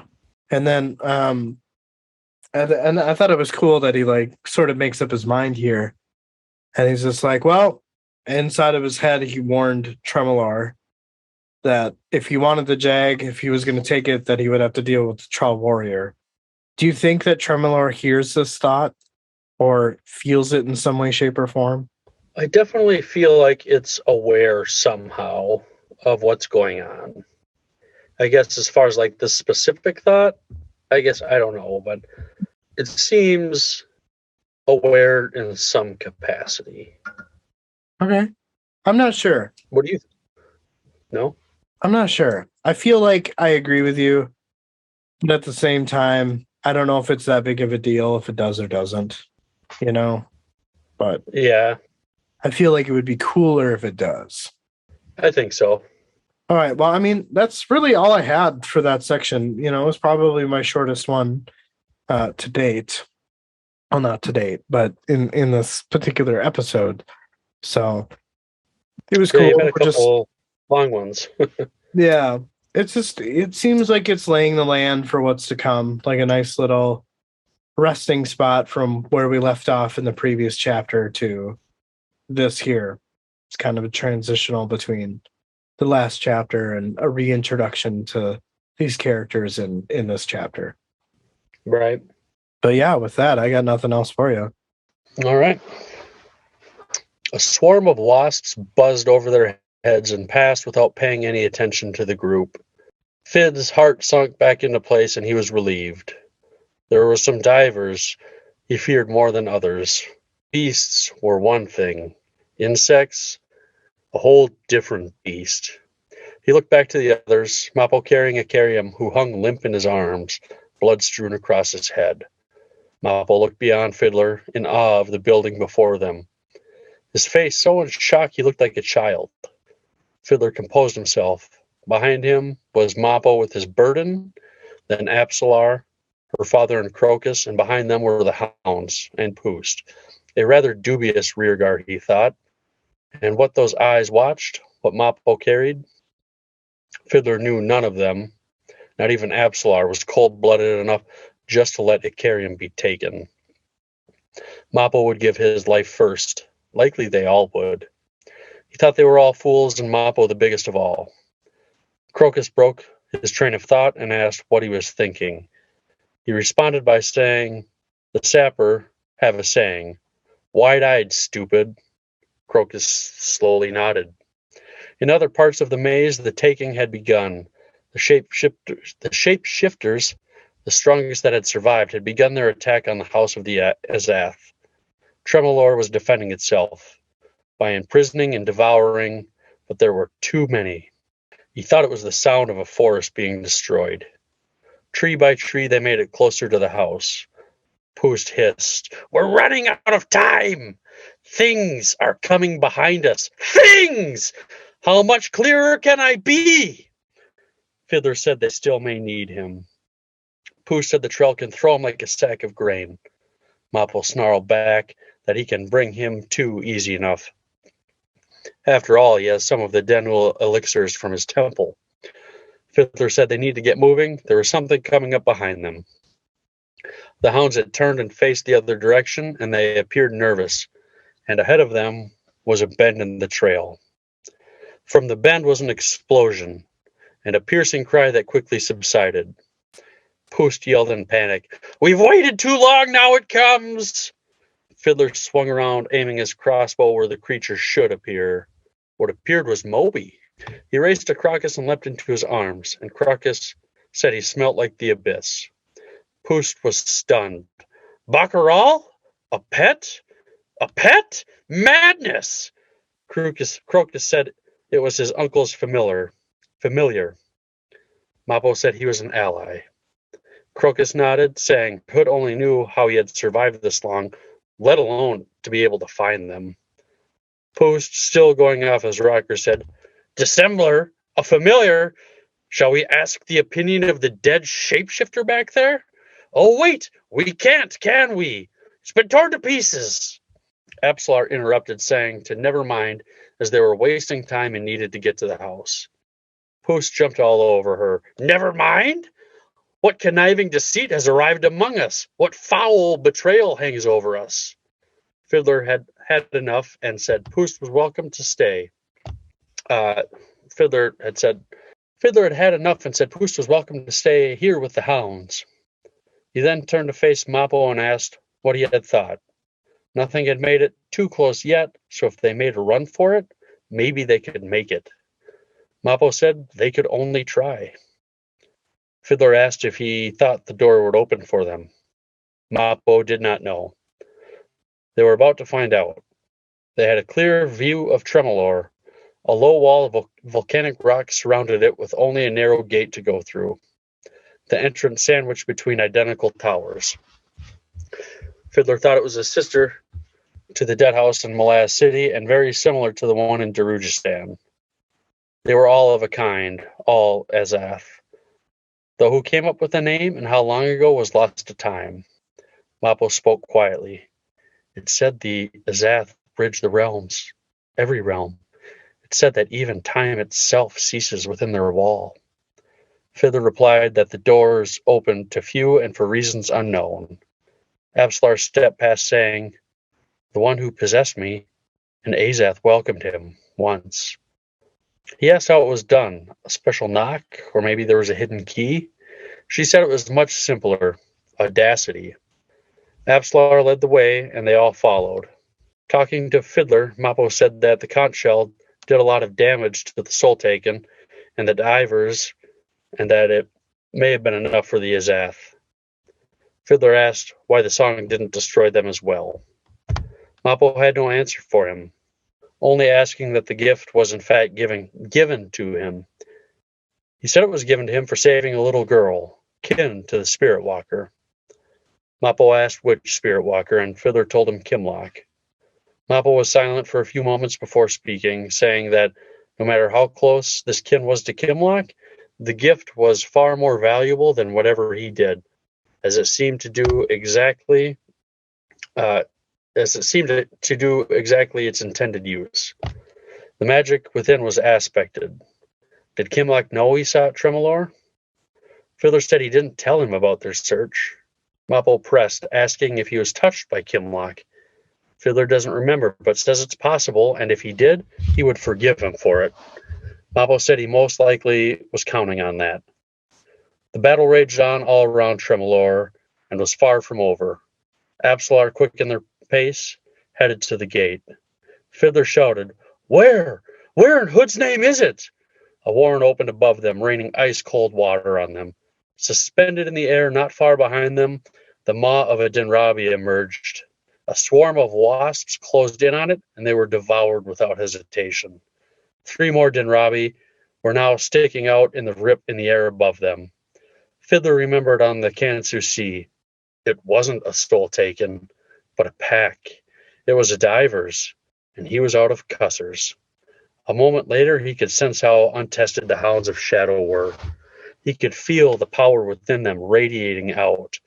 Raw sorcery rolled out of them as they sprang into action. Shan was the first to reach a Dinrabi. Then Gear, each ripping through the diver. The other 2 hounds took care of the 2 remaining Dinrabi while Blind stayed with the rest of the group. The lead Dinrabi was now thrashing about as the warren closed around it, crushing the walls of the maze. Crocus grabbed Fiddler, and they told him they needed to move as they had more company. He saw what Crocus was looking at. A cloud of blood flies the size of a storm headed right for them. They left the dying Dinrabi behind and ran for the house. Absalar arrived at the door, her hand clutching the handle, straining, trying to open it. it wouldn't open. Fiddler thought to himself the house had refused them. The living cloud was coming right for them. God damn. So the conch shell was in the last chapter, right? When he chucked it like a grenade. I Yep, didn't just completely skip over all that, right? correct. Yep. I was like, fuck, it's been a while. Maybe I just completely forgot that. No, in the battle with Grylan. Gotcha. That's right. There's just a lot that's been happening here. So when we do this one chapter at a time and we have a little bit of a gap, sometimes it's hard to remember what happened where. Oh, for sure. Yeah, I know that pain all too well. It's like one of those things where, like, did that happen in this section or happen in the last episode? Can I even talk about this? Yeah, All right. for sure. I didn't have a ton of things to pick out of here. But the saying, this wide-eyed, stupid saying, I don't really get the sense that Crocus really got that. And I don't know that I really did either. Or I guess just at least how it makes sense right now. He's just kind of like, okay, just kind of going with the flow. Do you think it means like what's that phrase? Wide-eyed, stupid. No, not why. I mean, yeah, I mean that's what we're talking about. But just the fuck. What's that phrase? It's like on the tip of my tongue. I don't remember. It's like, If it comes to you, let me know. yeah, like playing dumb. Something along those lines. Not sure what you're after here, buddy. Well, I mean, I feel like, okay, so Fiddler is a sapper, right? So I almost kind of feel like this ties into the end of the first section, you know, where I forget who it was. I think it was Bolt, was just like, I don't know, they're sappers. I don't even think they really understand themselves. But if this is something that all sappers essentially live by, I feel like wide-eyed stupid kind of makes sense as to why, you know, Mincer and the sappers did what they did. I don't know if I'm following you. I'm not sure if I'm really following it either, but yeah, we'll just leave it at that. We don't know. Sounds good. All right. Probably my favorite thing I picked out of here. I know I texted you at one point saying I had a thought about how I'm wondering if the Solanda isn't a Azath house because of a quote we get here where Mappo says it said that the Azath bridge the realms, and it said that even time itself ceases within their walls. Well, we've seen the Solanda in different warrens, at least one warren, right? And it certainly appears that time stops while they're on it. So I feel like it fits. I could see where you're going, but I don't think the time stops on the Solanda. I think it just moves really slow based on some of the things that Gessler and Stormy and Truth were saying in the chapter with the Battle of the Vathar. I feel like it could maybe be open a little bit, because even if, like, I'm feeling like, well, even if it feels like time stopped, like time doesn't ever really stop, right? Like maybe it's just going really slow. Yeah, I don't know. It could be either or. I mean, I definitely think there's definitely something here as far as the time piece goes. So yeah, for sure. We'll have to see if anything comes of that. And then I think really the only other thing I had here was just, I'm pretty sure that little girl he saved was Kimlock's granddaughter. Right. Yeah. I don't know that that's really a super important detail. Well, he saved two of them, remember? I don't remember that. I thought it was just the one. Oh, that's right, because he was carrying... Yeah. I do remember that, yeah. I'm a liar. No, it's all good. I mean, I think it was like, what, the second or third chapter that happened? So, I mean... Just pretty early on, for sure. It was over 600 pages ago, so... Well, when you put it that way... Just saying. What about Moby? Come on, let's talk about Moby. Like, we were just talking about him a couple of episodes ago. We're like, you know who we haven't seen in a long time? Moby. You know? And it just I mean, even the characters in this section, from what I recall, is they're suspecting something at this point now. Well, yeah, I think it's got to be Mammoth, right? Somehow, or yeah, Mammoth. Yeah, I don't know. I mean, clearly Moby is a soul taken of some kind. well, there's only one of them, so. Oh yeah, Soletaken. Sorry, I'm fucking tired. Like I said, my brain's not on right. It's fine. It's fine. Yes. So, yeah, he's clearly a soul taken, but who is inside that body? I feel like it's Quick Ben. I feel like it has to be Quick Ben. It's the only thing that's tying him to Jenna Bacchus. You just think Quick Ben's everybody? He's Poost and Moby and... That's right. Yes, he's like the character in Once Upon a Time. Once Upon a Time what? You've never seen that show? Oh, with all like the different like... Yeah. Rumpelstiltskin or whatever? Yep, and then the crocodile and then the beast. And then I saw the first... we watched the first few seasons, but we never finished it. Yeah, that's about how far I got to. And then I'm like, this sounds dumb. I think we just kind of lost interest. I don't know. I don't remember much about it. Fair enough. But yeah, I don't know. I just... there's just so many things that are like, what the fuck is going on? I know. Like, Moby's back. I think it was really cruel at the sight of Moby where Icarium, or not Icarium, but Poost is like, why don't we go talk to that dead fucking D'ivers or Soletaken back there? You know? And I'm pretty sure he was talking about Massacre, right? The bear? All ripped to pieces? Yep. Exactamundo. I guess I didn't really think about who it was, but sure. Cool. A lot of little like titty bitty information here. A lot of cool references to things. That sounded like a little bit of a nip slip. Very well could have been.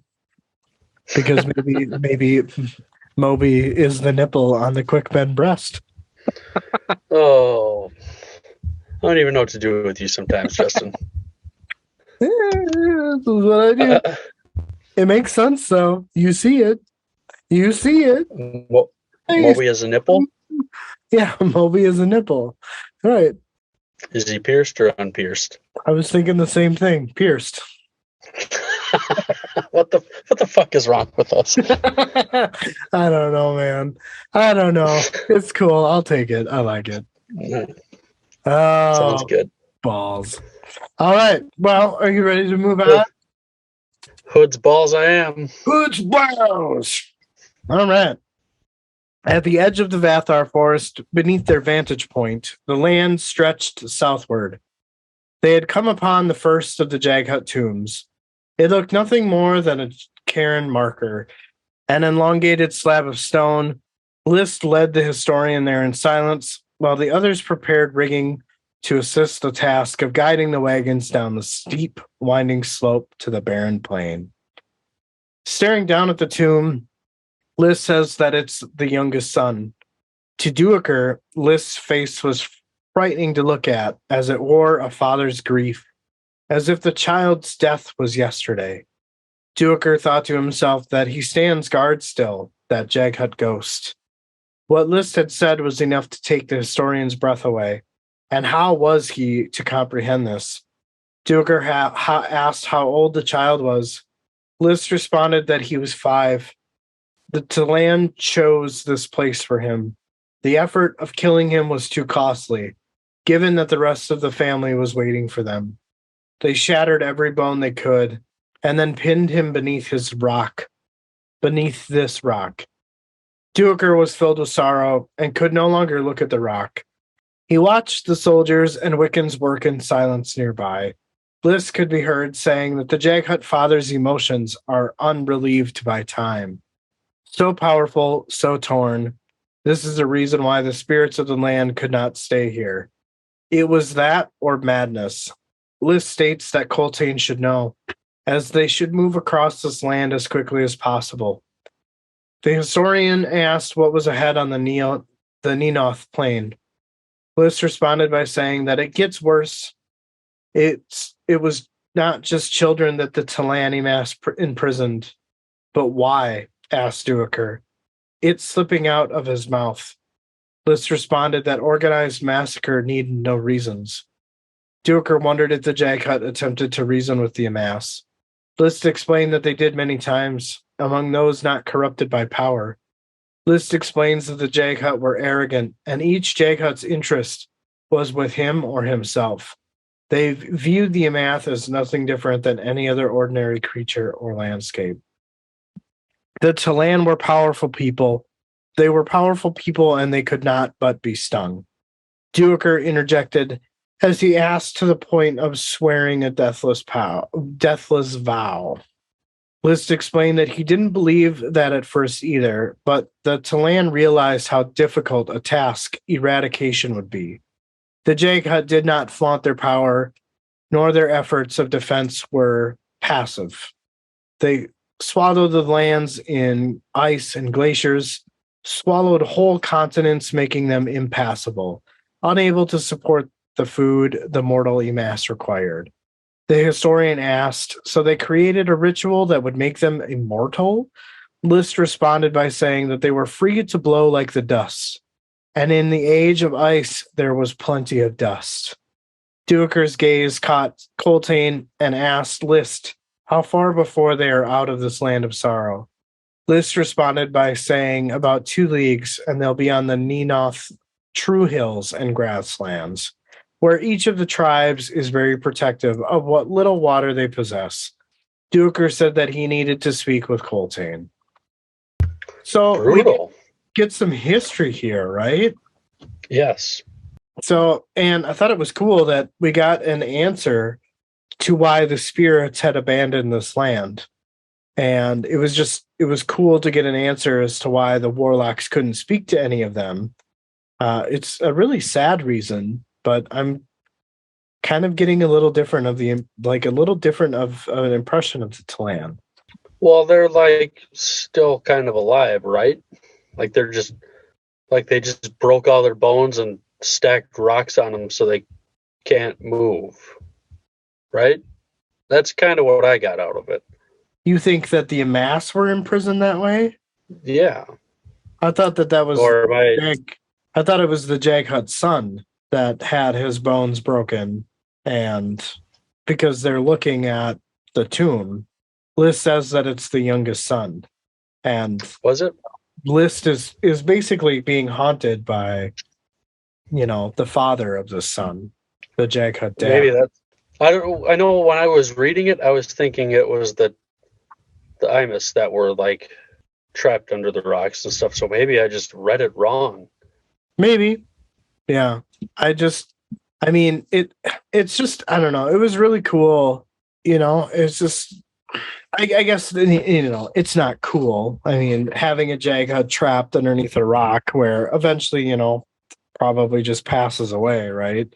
So, or that just becomes their eternal tomb. I guess it looks like they imprisoned the Talani mass, didn't want to kill them, but they just made it impossible for them to get back So up. They didn't kill them, but they didn't do them any favors. So they just hurt them really bad and then pinned them so that they like starved to death or bled out or whatever. Right. It's pretty fucked up. It is really fucked up. And still breathing and still aware is how it was phrased in the section. So I guess what I can make sense of it is that the Talan are trying to eradicate the Jaghut, but in defense, the Jaghut made it hard for the mortal Emass to pass over ice. So the Emass created a ritual that would make them immortal. That seems to be kind of right? It's like a reaction to a reaction to a reaction. Each one getting like a little bit more fucked up as it goes, right? In order to protect themselves, the Jaghut used Omatos Falak to essentially make it hard for a mortal to traverse. Well, what do the mortals do? They make a fucking, ritual that makes them immortal. So if they fall off the ice, fuck it. I'm fine. I'll figure out a way up. Or as it says here, they can travel by dust or land, like how we got with the Solanda. So yeah, I thought it was really cool that we got some really cool world building here. And I would imagine that this clash between the Talan and the Jaghut is something that bleeds into Mappo's story and Akarium's story as well. The Nameless Ones, etc., etc. It's definitely something I want to know more about. I want to read more about, and I hope we get that opportunity at some point.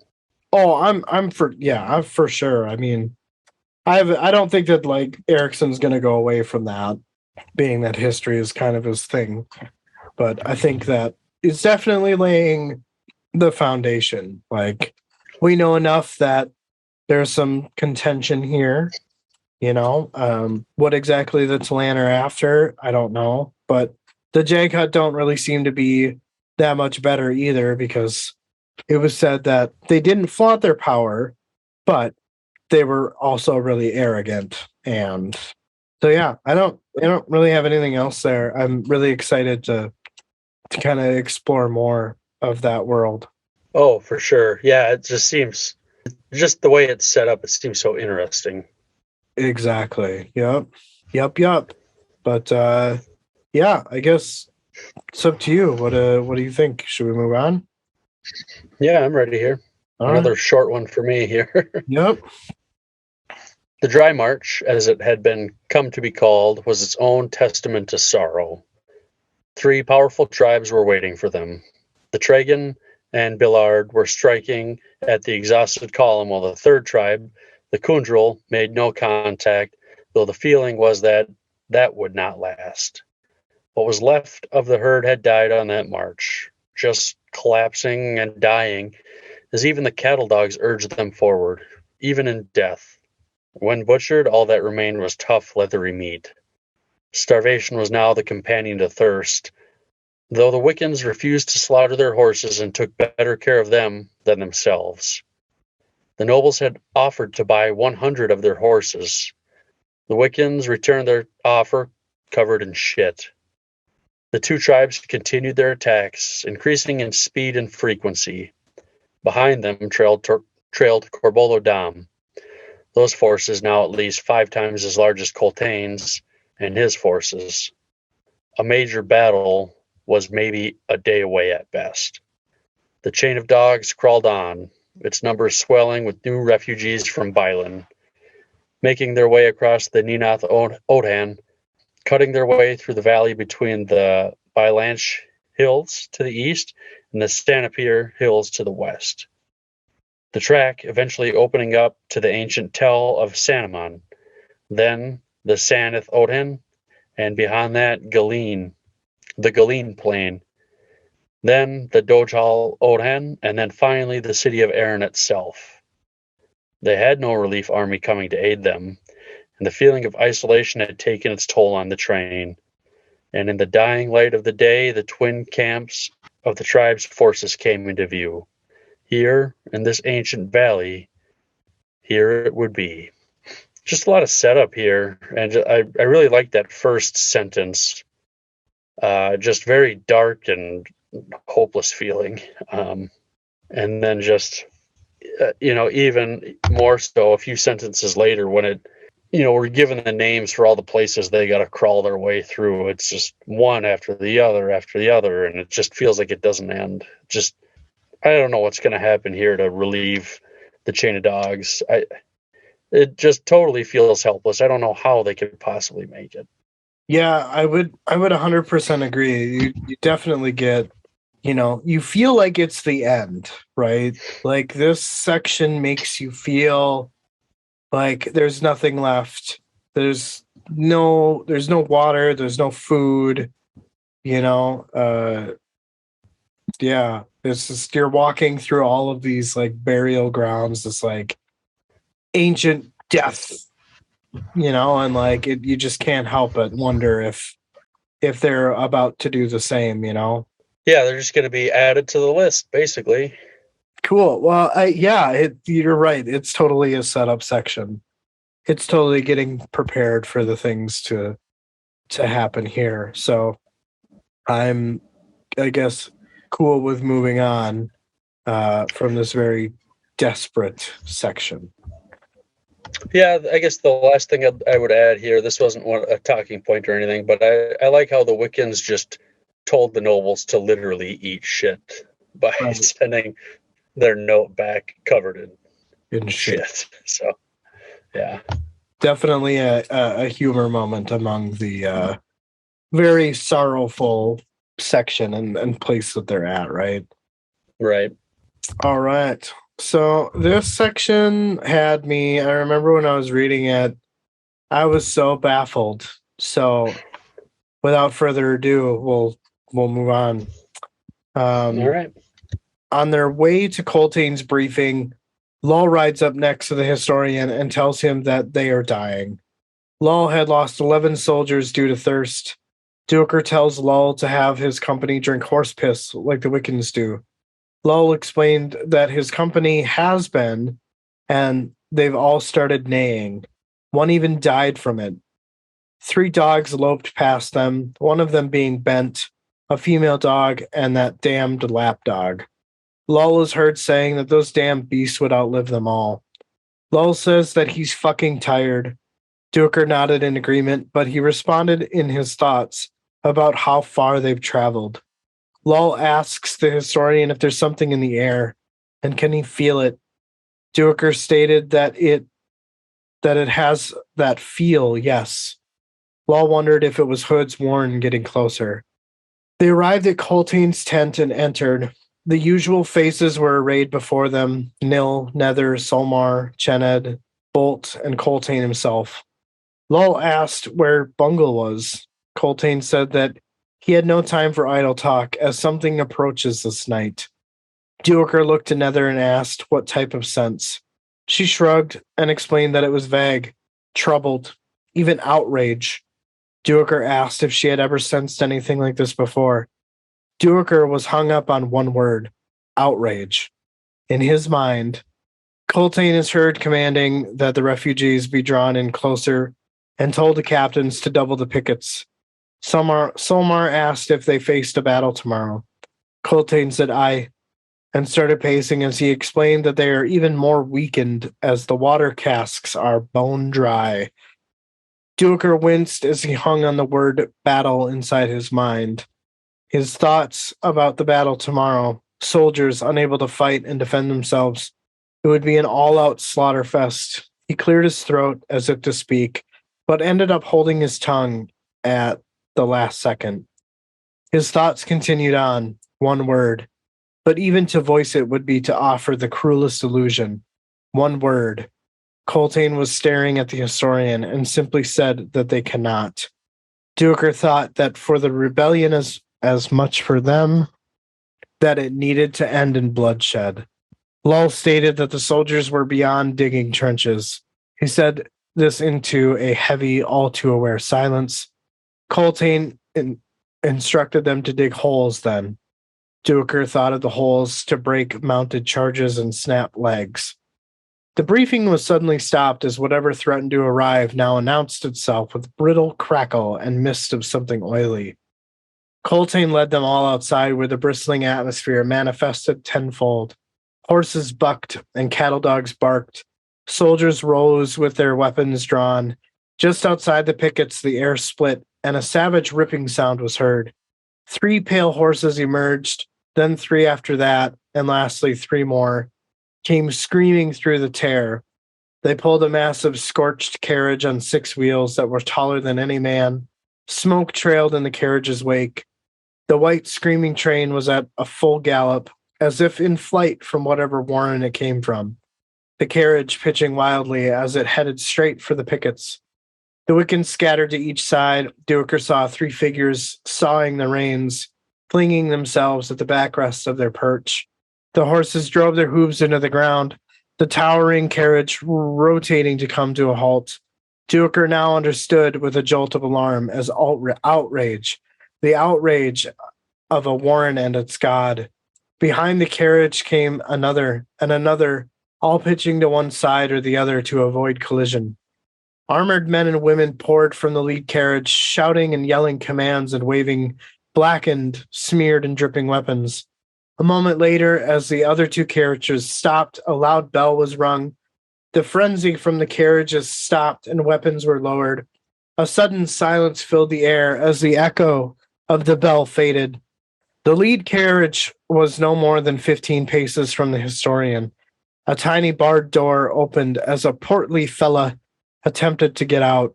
Stepping clear of the carriage, he faced Coltane and raised a bottle he had been carrying. He yells out in a weird Malazan accent that Coltane has much to answer for. The portly man explains that Coltane's exploits have run like wildfire in every street in Darujistan, and no doubt in every other city as well. He explained that Coltane has no idea how many beseech their gods on their fist's behalf. He goes on to explain that vast organizations were formed, their leaders coming to them, the Trigali Trade Guild, to pay for their fraught passage. He unstoppered the bottle and said, "The great citizens of Darujistan, dismissing the empire's desire for the city and the citizens, bring Coltane a gift." The man waved at the men and women behind them. The man stepped forward and spoke softly. He said that alchemists, mages, sorcerers have all but contributed. Coltane of the Crow clan, chain of dogs, he brings them food and water. So I don't know how you felt when you read this section for the first time, but I'm like, holy fuck, what the hell is this? I think food and water are good because obviously, like, they're starving and dying of thirst. But do you think they would have rather had, like, you know, a fucking army of soldiers instead? I mean, yeah, but I mean, honestly, what else can you do? You can't bring an army. Beggars can't be choosers, I guess. Right. Yes. Exactly. But it's got to be a big morale boost just to get some food and water. Oh, for sure. Yeah. It's funny because the beginning of this chapter is like they're all being prepared. They're all like almost preparing for the end. You know what I mean? Like Duiker notices that even Coltane's pacing was slower and not as smooth, as if it's lost its grace and elegance. And what a great way of telling us, the readers, that even Coltane is feeling the effects right now. Yeah, I mean, he's still a guy. He's not immune to, you know, wear and tear. Right. But I get the sense that, you know, they all feel this impending doom, right? And even this whole like one word, you know, which this is something that Duiker didn't want to speak, but Coltane and everybody else seem to kind of understand. And I'm wanting to know if this word is like survive. And I'm struggling to comprehend what word he potentially held his tongue on. Was it something positive? I would imagine that would be cruel compared to their impending doom, right? One word, but even to voice it would be to offer the cruelest illusion. Hope, right? Yeah, Survival. something along those lines. You know, so, and again, I think it kind of speaks highly to Duiker as a character, right? He's come a long way. And even though he's experiencing everything else, he's still trying to find a way to be positive. Well, that's all you can do. I know. I think that it's just, yeah, I don't know. He's learning from Coltane, but Coltane himself is also feeling a bit wore out at the end. Yeah. Like it's just the sense that I get is that they feel like this is the last battle. Not in a good way. Not in a good way, right? Yes, exactly. So, and that's just kind of way, you know, like Duiker thought of the holes to break mounted charges and snap legs. And I'm wondering if like he's thinking positively here, or is everyone else talking about like digging holes as in graves? I did not think of that, but that is quite interesting. I took it, like they were saying, you just go out and dig a bunch of random holes and hope the horses trip and throw the riders off and they break their legs, or the guys run and they trip and fall on it, and the people behind them run them over and crush them and stuff. I don't know. Yeah. So I know that we're getting it from Duiker's thoughts here. And I know that he thought that, oh, well, maybe it's to break mounted charges and snap legs, but I kind of wonder if like the intention was like, oh, well, cool. That's great.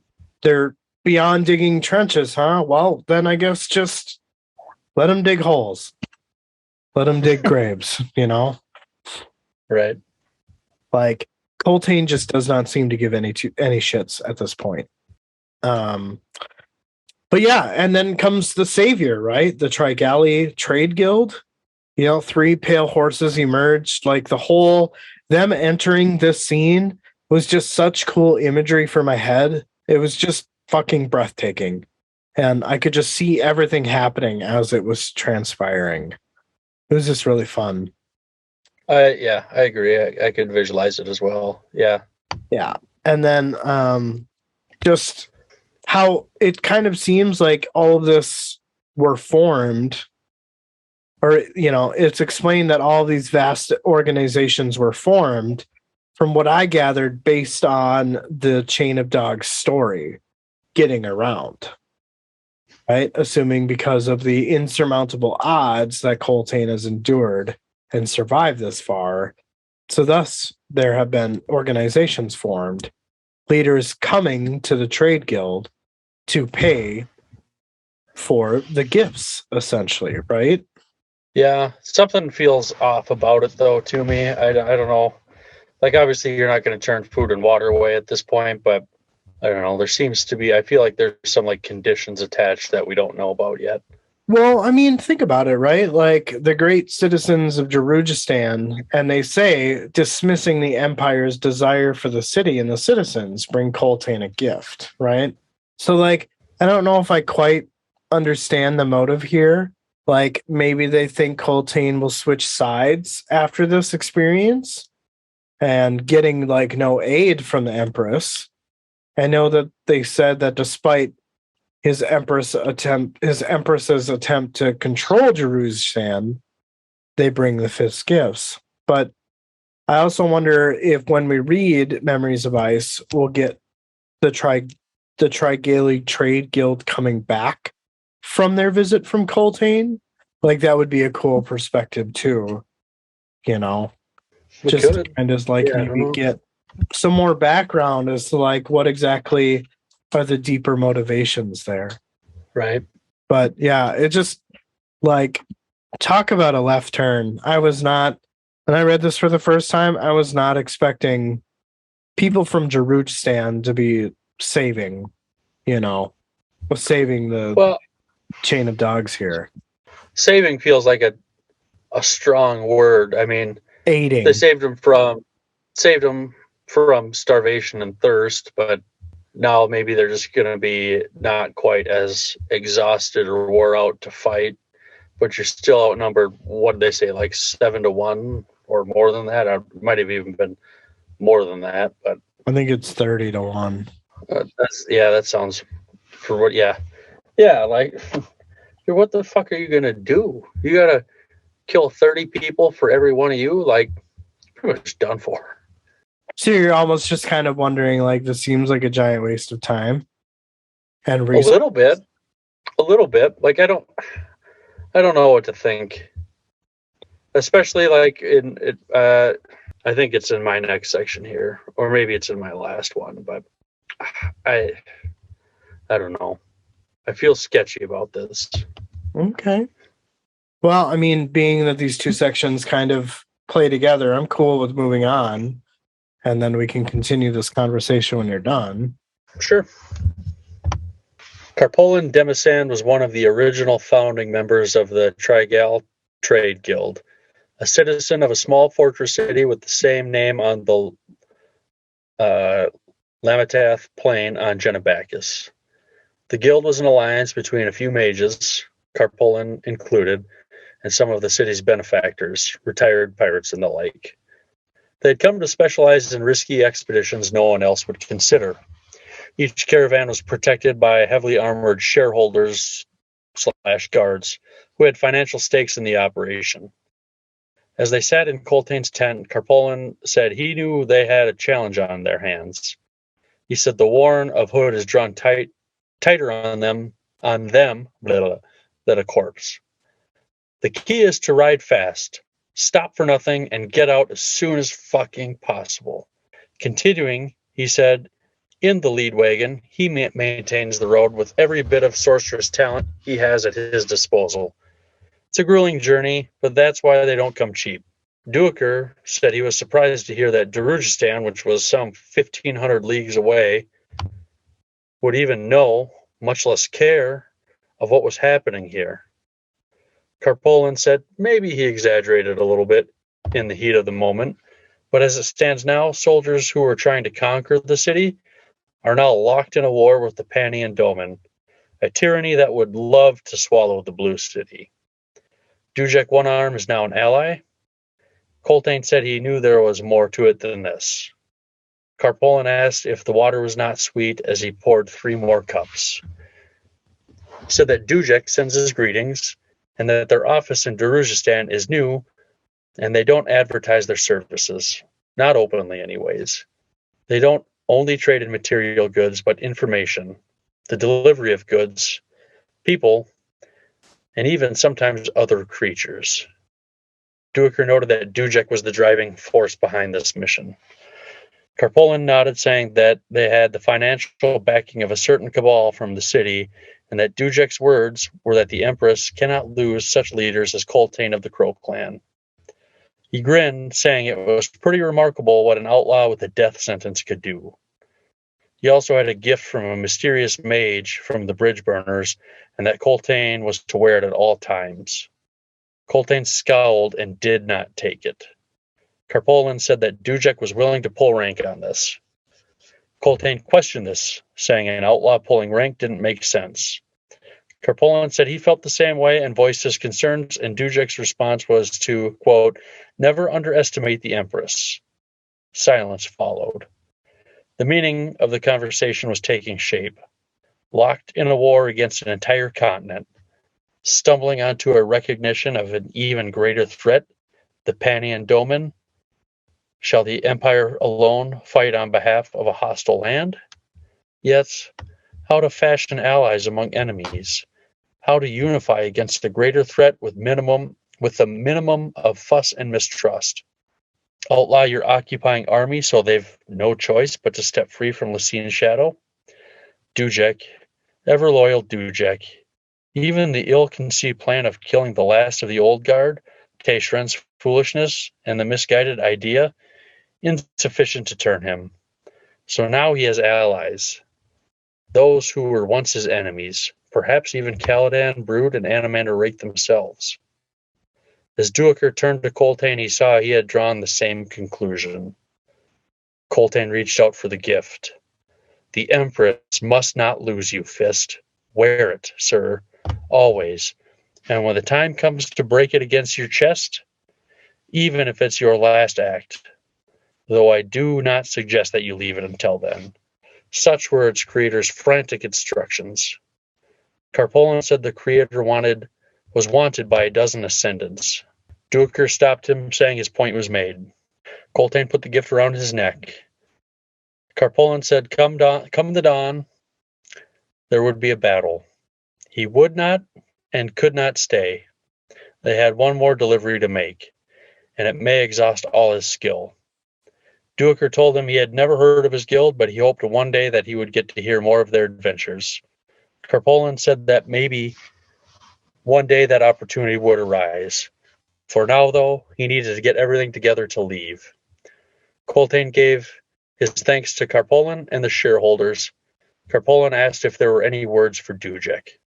Coltain coldly said no, causing even Duiker to give pause.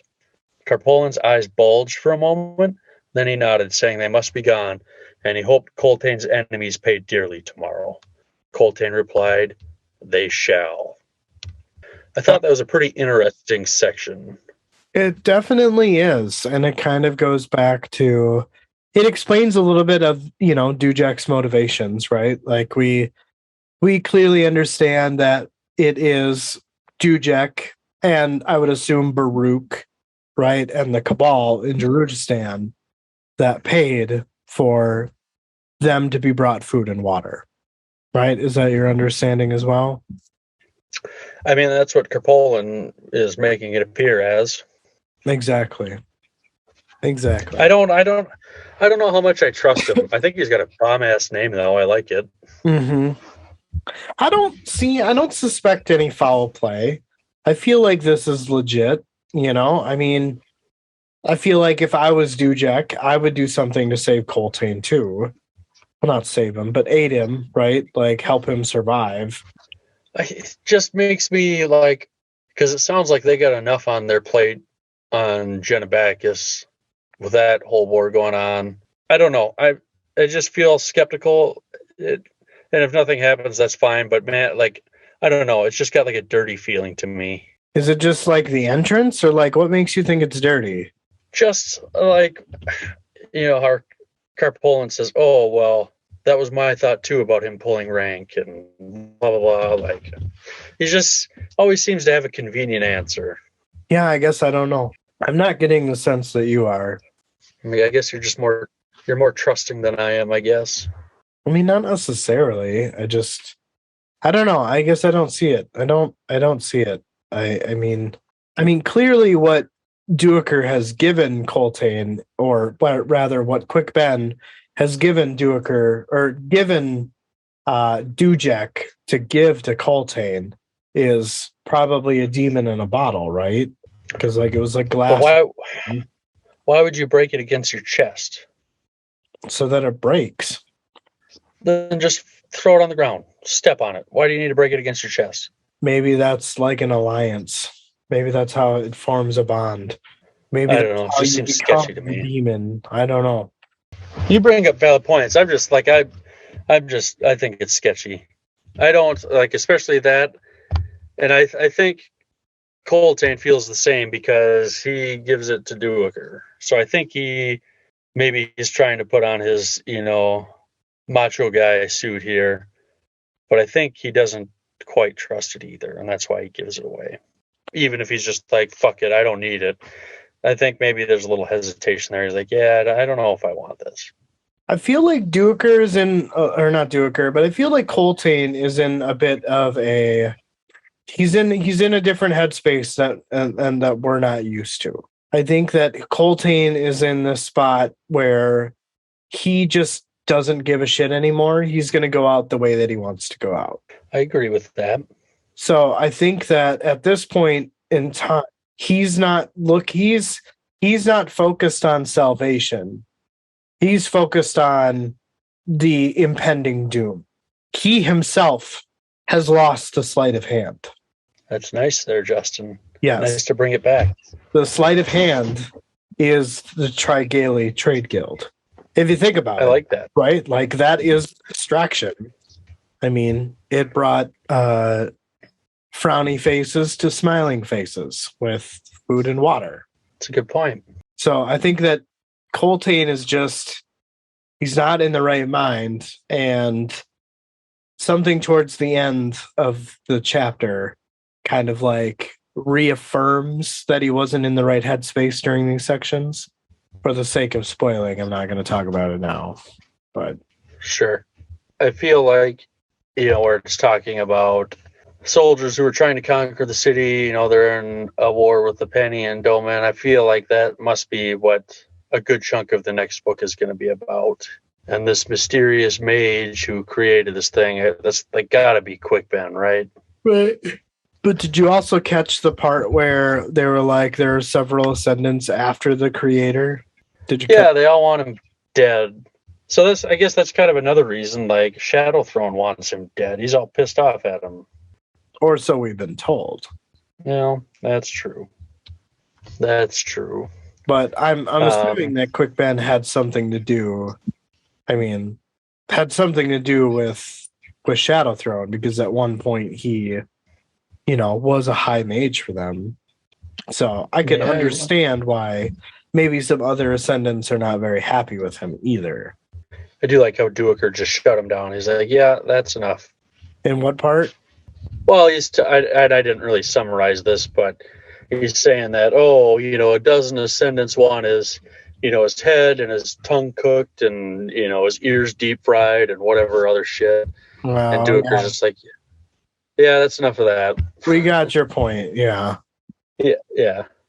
Yeah. Then, when he's telling him, when the time comes to break it against your chest, even if it's your last act, like, that just doesn't feel right to me.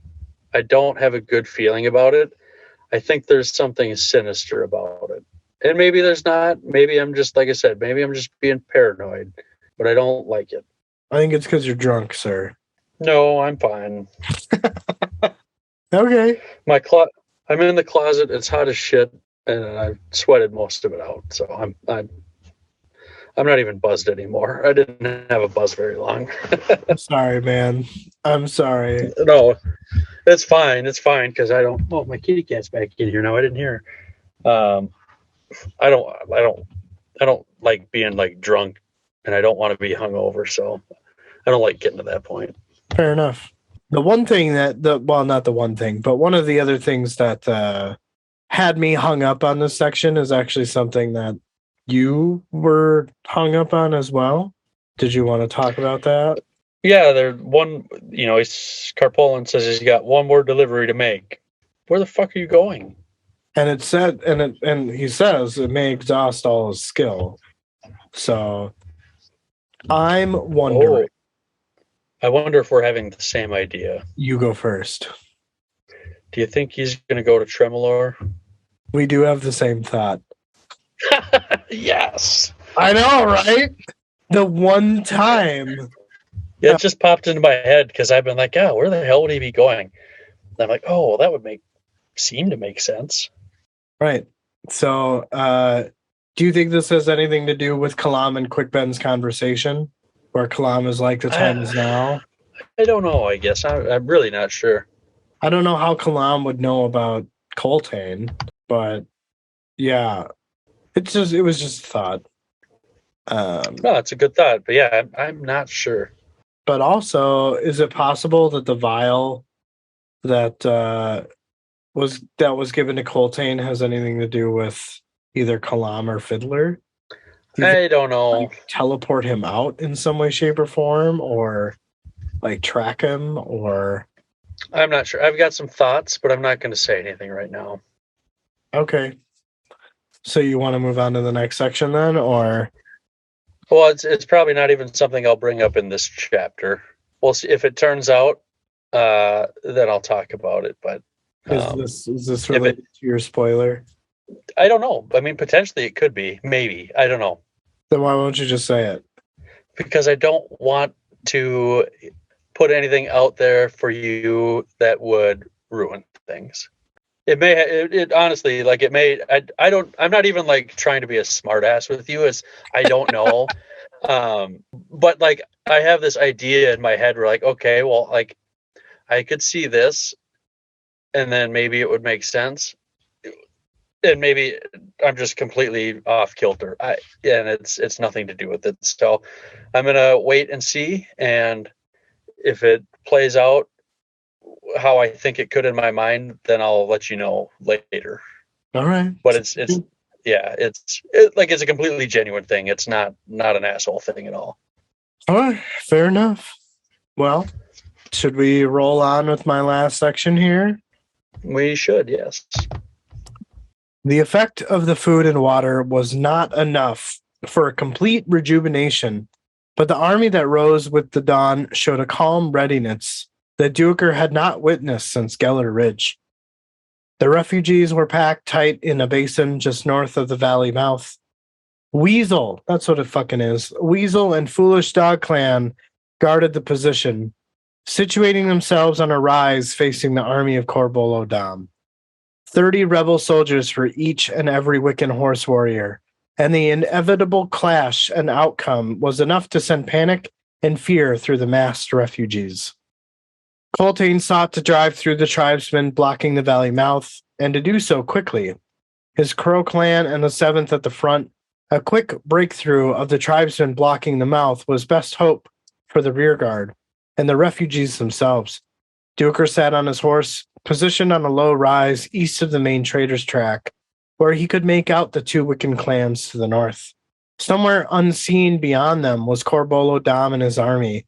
The Trigali Trade Guild had departed within the last minutes of darkness. Corporal List arrived at the historian's side and said that it was a beautiful morning and change rides the air. The historian tells the corporal that he shouldn't be so cheery today. List makes a joke about Duiker being so dour. The historian asked List what the Jaghut ghost whispered to him.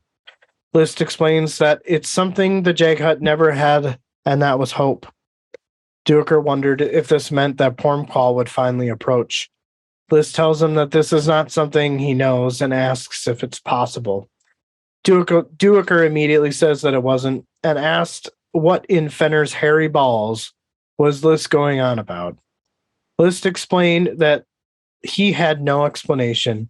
He just woke up feeling like he had been blessed or God touched. Duiker scoffs and says that this was a fine way to greet the end of their last days, the last dawn. The Tregan and Bylard tribes were readying themselves when the sound of horns came from the army of the 7th. It was clear that Coltane was not interested in waiting for them. The Crow Lancers surged up the shallow slope toward the eastern hill of the Bilhard. List called out to the historian. When Duiker wheeled around, he saw that List was not paying attention to the Crow's advance, but looking in another direction to the northwest, where another tribe's riders appeared. The tribe's members spread out, showing the vastness of the army. Duiker said that they were the Kundril. They were said to be the most powerful tribe south of the Vathar. Horse hooves thundered towards the rise, and List and Duiker turned to see Coltane approach, almost calm as he stared at the Kundril. Clashes began at the rearguard positions. The refugees started to push southward, hoping that Will alone would prise open the valley. The Kundril formed 2 distinct masses, one directly west of Sanamon's mouth, and the other was farther north, on the flank of Corbolo Dom's army. Between these 2 masses was a small band of war chiefs, who now rode directly toward the rise where Duiker, List, and Coltane sat. Duiker said that it looked like personal combat was desired, and they better ride back. Coltane just said, "No." Duiker saw Coltane undo his lance and was readying his shield on his left forearm. Duiker said that this was madness. Coltane told the historian to watch his tongue. Duiker saw the chain that was given to him by Dujek.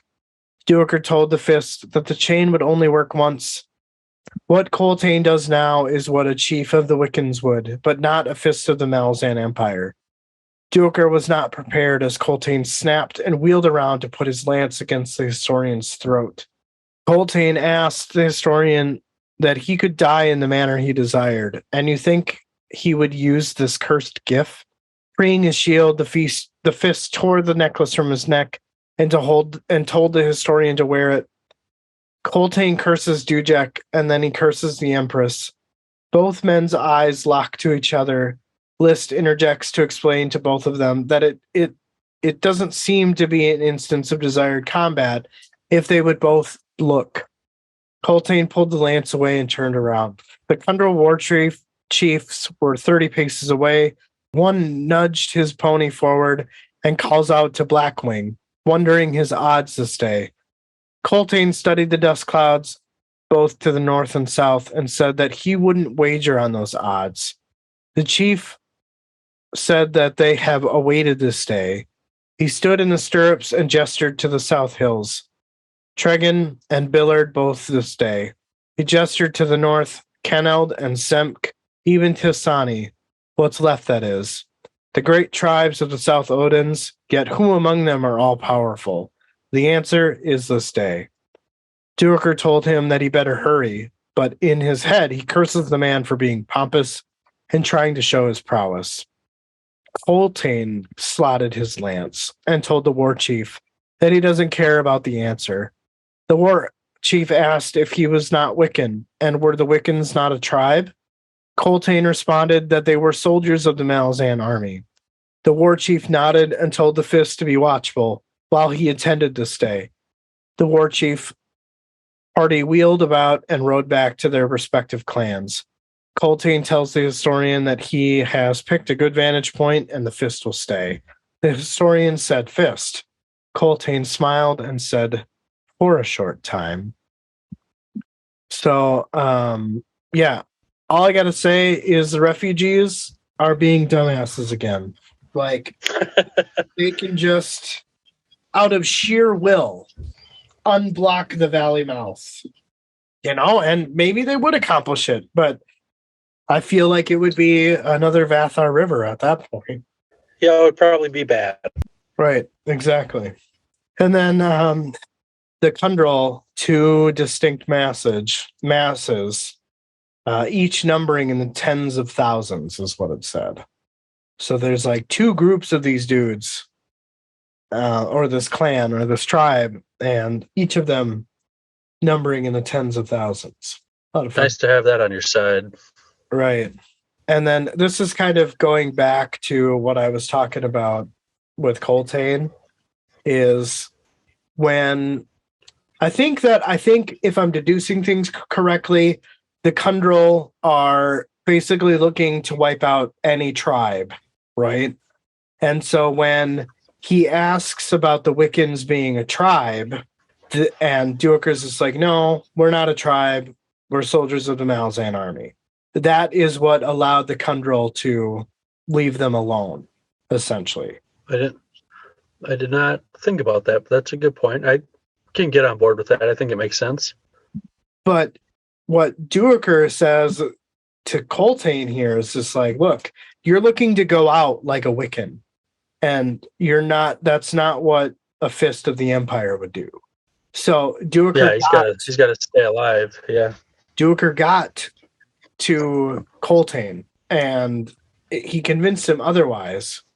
And this was smart of Coltane, because again, the Kundral only seem to care about wiping out or showing their power to tribes. But being that the Malazan army is in a tribe that lives in Odan, they're free to walk about, I guess. Is kind of where I was going for that. And this is what makes me feel like Coltane was not in the right headspace in the previous couple of sections. I got you. I think that makes sense, though. Like I said, I'd not thought about that, but I get it. Did you see this coming? No, I did not. I didn't either. I was just like, what the fuck just happened? Yeah. And I think it's safe to say that we could probably tie in the last section to this conversation. So do you want to just read it real quick and then we can talk about it? Sure. The Crow clan and the Seventh gave the fight their all, but the forces that opposed them did not yield. The chain of dogs was stuck between Corbolo Dom and the twin tribes of the Tragan and Billard. Now it was only a matter of time. If not for the actions of the Kundral, the day would have been lost. They did not join in the slaughter of the Malazans, but to answer a question that demanded their pride and honor. The southern force cut through the Tragan, the northern force plunging into Corbolo Dom's forces, while a third and thus far unseen force swept into the Billard. Everything perfectly timed. The Malazan forces suddenly found themselves unopposed as the battle raged around them. Dom's forces recovered and drove the Kundral back after more than 4 hours of battle. Despite that setback, the Semk were shattered, and the Caneld and what remained of the Tethansi. Coltane thought that at least that was half an answer. An hour later, the southern forces broke the Tragan and Billard and chased what was left of them. As dusk approached, a Kundral war chief rode near. It was easy to see that he had been in a fight, and half the blood on him was likely his own. He stopped just short of Coltane. The fist spoke, saying it appeared he had his answer. The chief answered, saying that they had their answer, and called Coltane Blackwing. Coltane replied, saying that the Kundral were the victors. Surprised by Blackwing's answer, The chief said that they gave him honor, but no. They failed in their goal of breaking Corbolodam's forces. It is not them. Coltane said that he then honors Corbolodam. The chief spat on the ground, calling him a fool. He drew his sword. The blade snapped 10 inches from the hilt. With it above his head, he shouted, "The Wiccans!" So yeah, I wasn't expecting any of that. No, I know we get it in your last section, but I like the nickname Blackwing a lot. Yeah, I get that too. I like it too. So where do you think that this is just you think that this is purely just a pride thing? Like, here, let me go wipe out all these people just to show you how strong we are, but then just to like be submissive at the end because they failed? I don't know if it's that exactly, but I think maybe this war chief is seeing is that Coltane isn't backing down. You know, like it's obviously it's horrendous odds against him, and it would be, I think it'd be easy just to try to run from it and get as far as you can, even though that's obviously not going to work either. And he's not doing that. He's holding his ground, and he's going to try to fight, even though he has like no hope. So you think it's a respect thing? I do, yes. All right. I mean, I get it. I just I feel like I feel like there's been a lot of Opan's influence here. With the food and the water being delivered, and then all of a sudden they have an army. Yeah, so I'm wondering if these guys are going to like stick around and help escort them, the rest of the way. I don't know. I almost kind of feel like the majority of Corbolodam's army is probably wiped out at this point. Yeah, it seems like the tables have turned here some. Exactly. But yeah, I definitely I wasn't anticipating this at all. I just thought it was going to be another fucking slaughterfest where we get maybe a handful of survivors. Yeah, I was not expecting that either. And it was weird, like it's a battle here, and again, it's different from the other ones because that we don't really get to see anything from it. Mm-mm. We're just kind of told what happens. Right. And it all takes place in a matter of an hour. Well, like 5. I thought it said an hour. It says that Dom's forces recovered and drove the Kundrel back after more than 4 hours. Oh, gotcha. So this was probably, more than 4 hours. So this was, I don't know, like a 6-7 hour battle. Like, I don't know. That doesn't sound like fun. Sounds like a lot of people. Is what it sounds like. So, but yeah, just lots of like really good gooey information, and a lot that just like begs more questions. Yeah.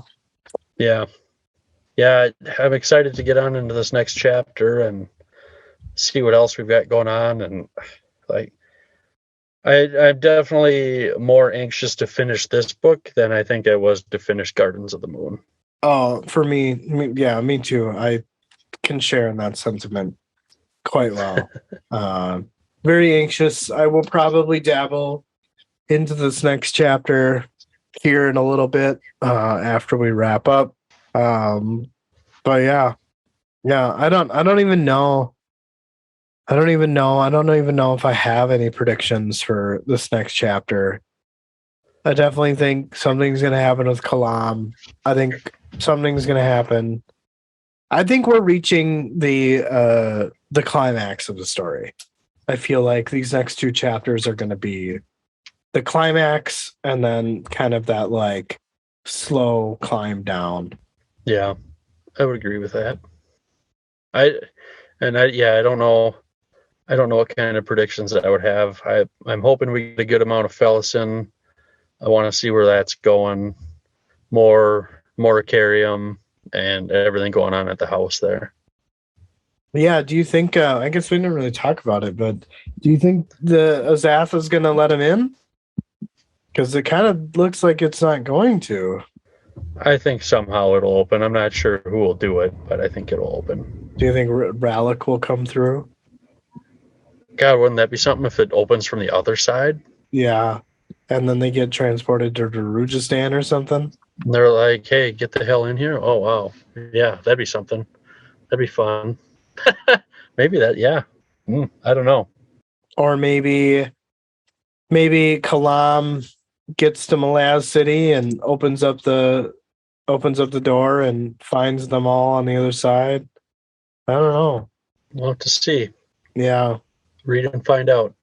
Read and find out for sure. For sure.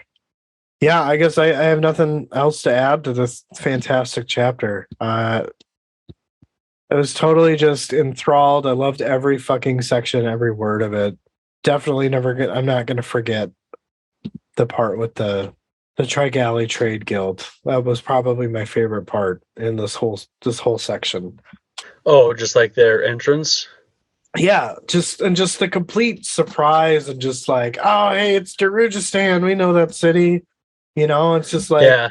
you know, like the Cabal, Baruch, and all those people, you know, like it just brings you back to Gardens of the Moon a little bit. And it was just a nice way to tie everything together a little bit, you know? I agree. Yeah. I agree. But I don't think I've got anything else to add here for the chapter itself. Sweet. Well, I think we should probably remind people, check us out. Check out our Twitter, TikTok. Haven't really done much with that lately, but it's still there. Patreon, if you're in a position where you're able to do that, I would say check it out. I think right now we've got I don't know if a promotion is the right word, but you can get a week free, which, I mean, it's not like we're putting out content every day.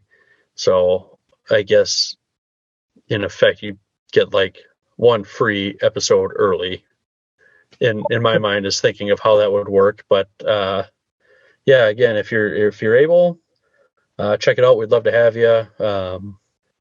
I know you and I had talked about, and we'll probably do this here pretty quick, about both of us subscribing to our Patreon. I guess now, since you mentioned that, I wonder why we just didn't do that sooner. Because we are invested in this, and we do want to do a good job. So it means the world to us. I know we both love doing this. So yeah, I mean, it's just an extra $10 from combined a month. It would help us do what we want to do with it, you know, whether that's to have the monthly income to, you know, use a better podcasting platform. You know, I guess we're still so new to the podcasting realm. And I think it would be cool to have a better mic station, better mics, maybe one of those like compressor things. Yeah, I don't know. yeah. One other thing I would like to do is just I'd like to issue a challenge to everybody that listens to us. Send us an email, send us a message on Twitter, whatever, you know, get a hold of us somehow, but you know, let us know what you think we could improve on, or what you like with what we're doing.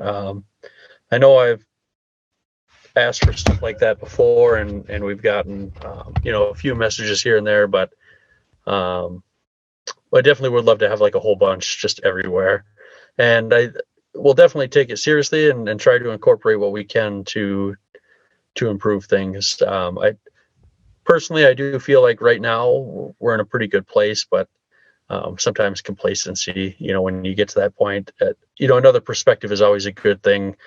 And I'm always open to ideas. I think you are too. So we'd love to have them, and just to get some ideas and everything there. So shoot us an email. Our email is what?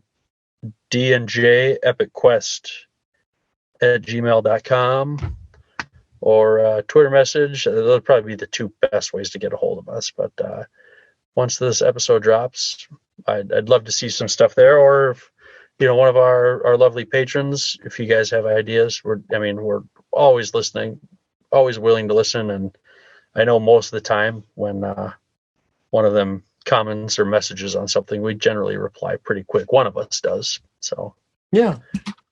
that's all I got. All right. Absolutely. I like hearing from the community, having discussions about, it could even be the smallest of things. Oh yeah, it's not. Yeah, it doesn't have to be some major crazy thing. Something small, whatever it is, it's totally fine. Yeah, as long as it's yeah, we'd be happy. free, random information here. Or, I was looking at my Blood and Bone book that I got, and it looks like Esselmont actually spent a little bit of time at the University of Minnesota. Oh, really? I didn't know that. That's cool. Acknowledgements. So, yeah, that was cool to know too. So, if we ever talk with Esselmont, which I'm sure that we will once we start getting into his books, we can maybe bring that up. Be like, hey, we're from Minnesota. I used to hang out over there. Right.